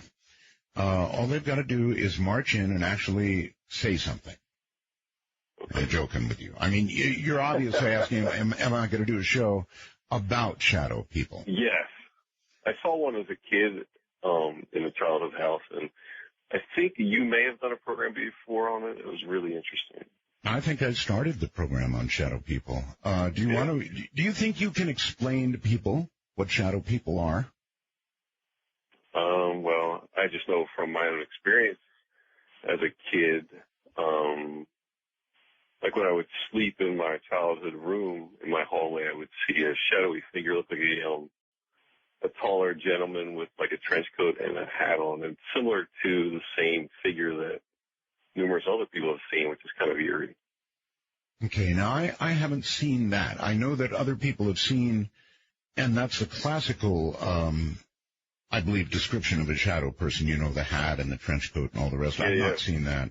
What I have seen, though, are shadow figures. In other words, you know, in your peripheral vision, every now and then you will see movement. Everybody's had it. Almost everybody's had it. Right. And that's the best I've had. I've definitely seen movement that scared the hell out of me, to be honest with you. But at the corner of my vision, and it's never gone further than that. I've never had a talk with a shadow person. Now, if you can corral one for me, I'd love to interview them. Yeah. Well, all right. I mean, welcome back. Yeah. Right. Yeah. Thank you. Thank you very much. Sure. I bet the rest of you had that experience, right? Seen that movement in the corner of your eye? Is it something? Is it something real? Is it just a trick of the eye? Well, I suppose sometimes it is. Sometimes it may be another life form that you're seeing with your peripheral vision, moving in and out of this existence, you know, that quickly. Hello there. This is Dark Matter, and you're on the air. Oh, hello? Hello. Hello, Art. How you doing? Okay. Man, you know what? I've been trying like for 15 years to get a hold of you, and I can't believe I'm talking to you now, which is cool. But anyway. 15 years of effort. Yeah, and then now you come back, and guess what? I got like 6 XMs that I was going to cancel out that I listened coast to coast on. And, man, it's really cool to talk to you now. I can't believe it.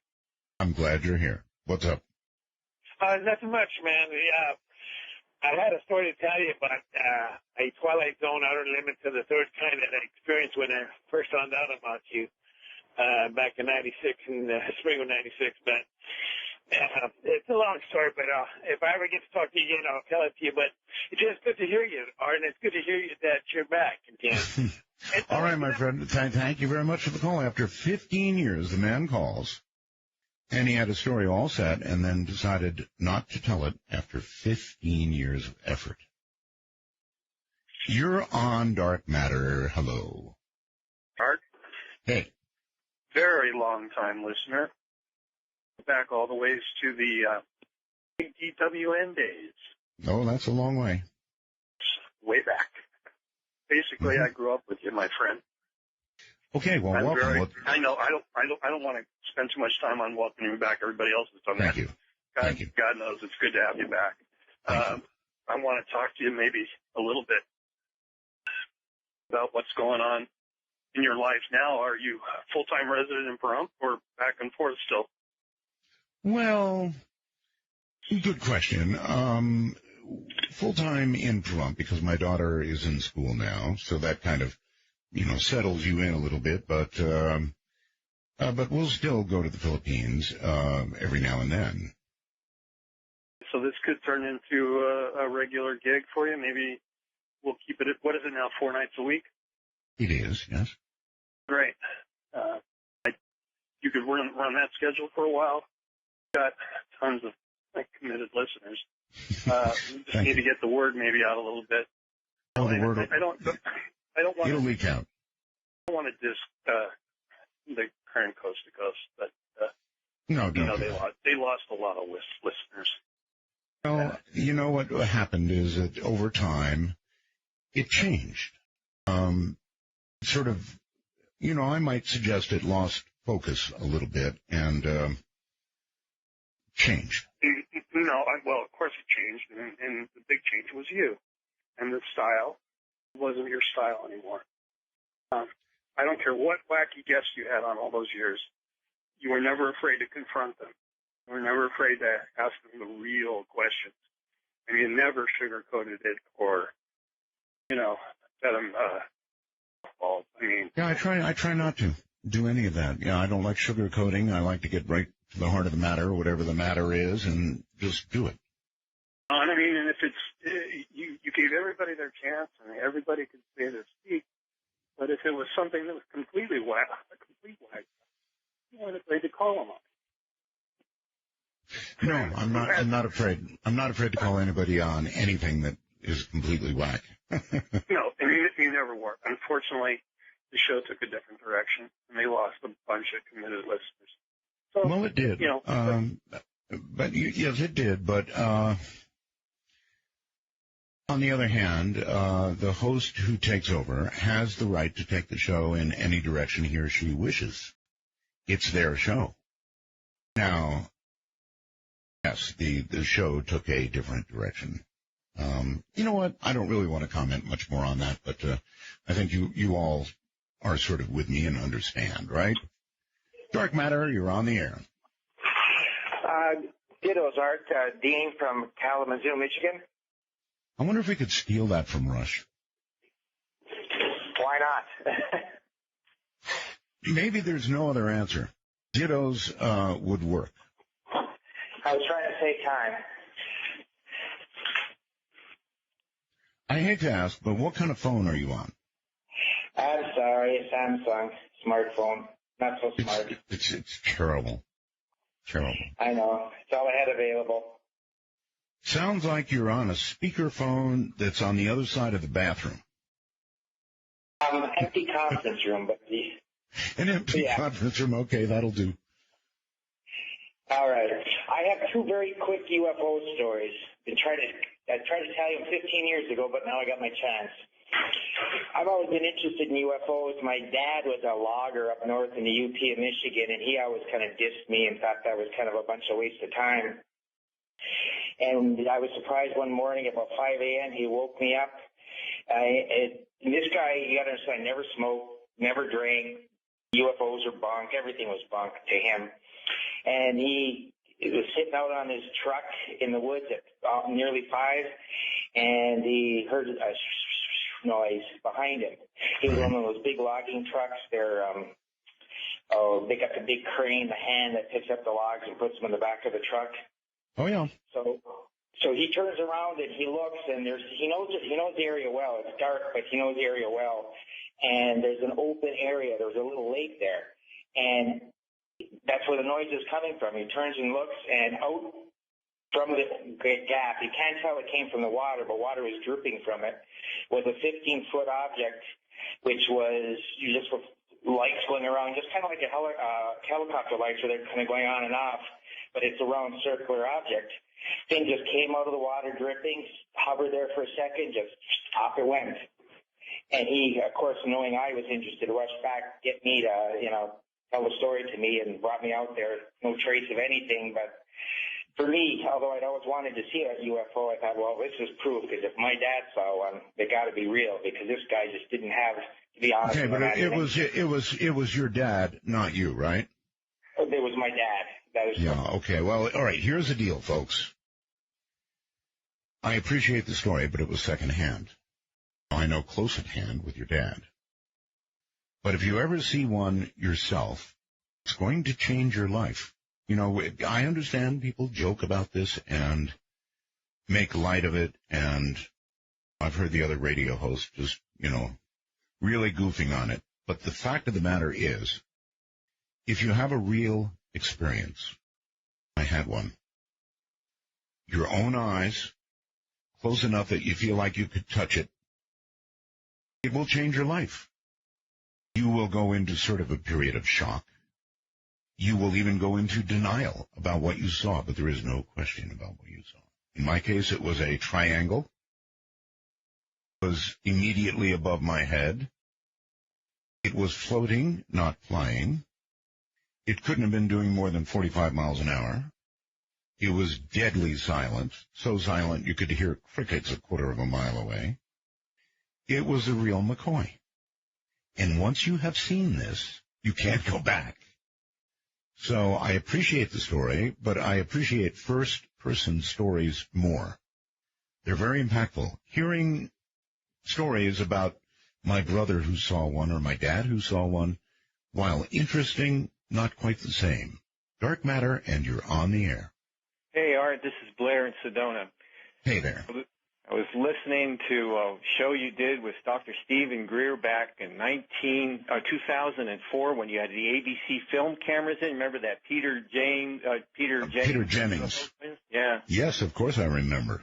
Yeah, and then you played a metallic-sounding man's voice that says, "Don't mess into government matters," too. And no, I didn't. No, I didn't. Just so you know, I didn't play any voice.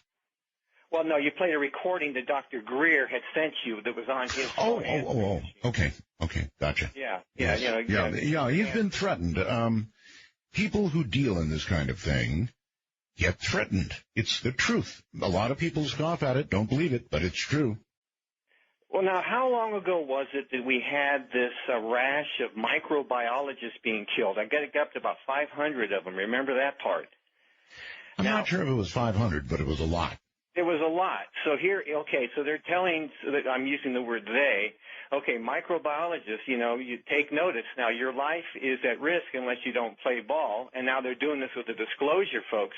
So it sounds to me like they want to have a population reduction, mass one, before this will be released. What do you think, Art? I think they want to have an information reduction. Oh, the other direction. So we're going into de-evolution then, huh? Well, in a way. Now, let me ask you, if you had information of the type that Dr. Greer has, and somebody came into your home and calmly but forcefully said to you, "Here it is, sir. This is a bullet, and it's got your name on it. Open your mouth again." And not just your life, but that of your family and people you care about will be snuffed out. Either that or you shut your mouth. What would you do? My heart says, "Oh, go through with it," because here I'm a single guy, no wife, no kids, but and I have my dad died. Well, I'm 62. I'm collecting Social Security. I just started collecting Social Security just this month. Congratulations, but you're not answering the question. The bullet has your name on it and your family's name on it. What are you going to do? Yeah, I guess you'd have to say I have to think of my family over my stuff first and allow that to shut myself up and then maybe write it down somewhere. All right, sir. All right, I've got to go. You answered the question. Thank you. Good morning, Mr. Sunshine. You brighten up my day. Come sit beside me. No idea where the time has gone. Holy mackerel. You do open lines and time goes like that. So, I don't know, let's punch this one. Hi there, Dark Matter, and you're on the air. Hi, this is Tom in Lee County, New Mexico. Hey, Tom. And just this past weekend we had our 40th high school class reunion. And also 4 years ago, this past summer, is when I had my first experience with a UFO. We're 100 miles from Roswell. Yes, sir. And there's four of us out driving around in my 72 Monte Carlo, straight out of high school.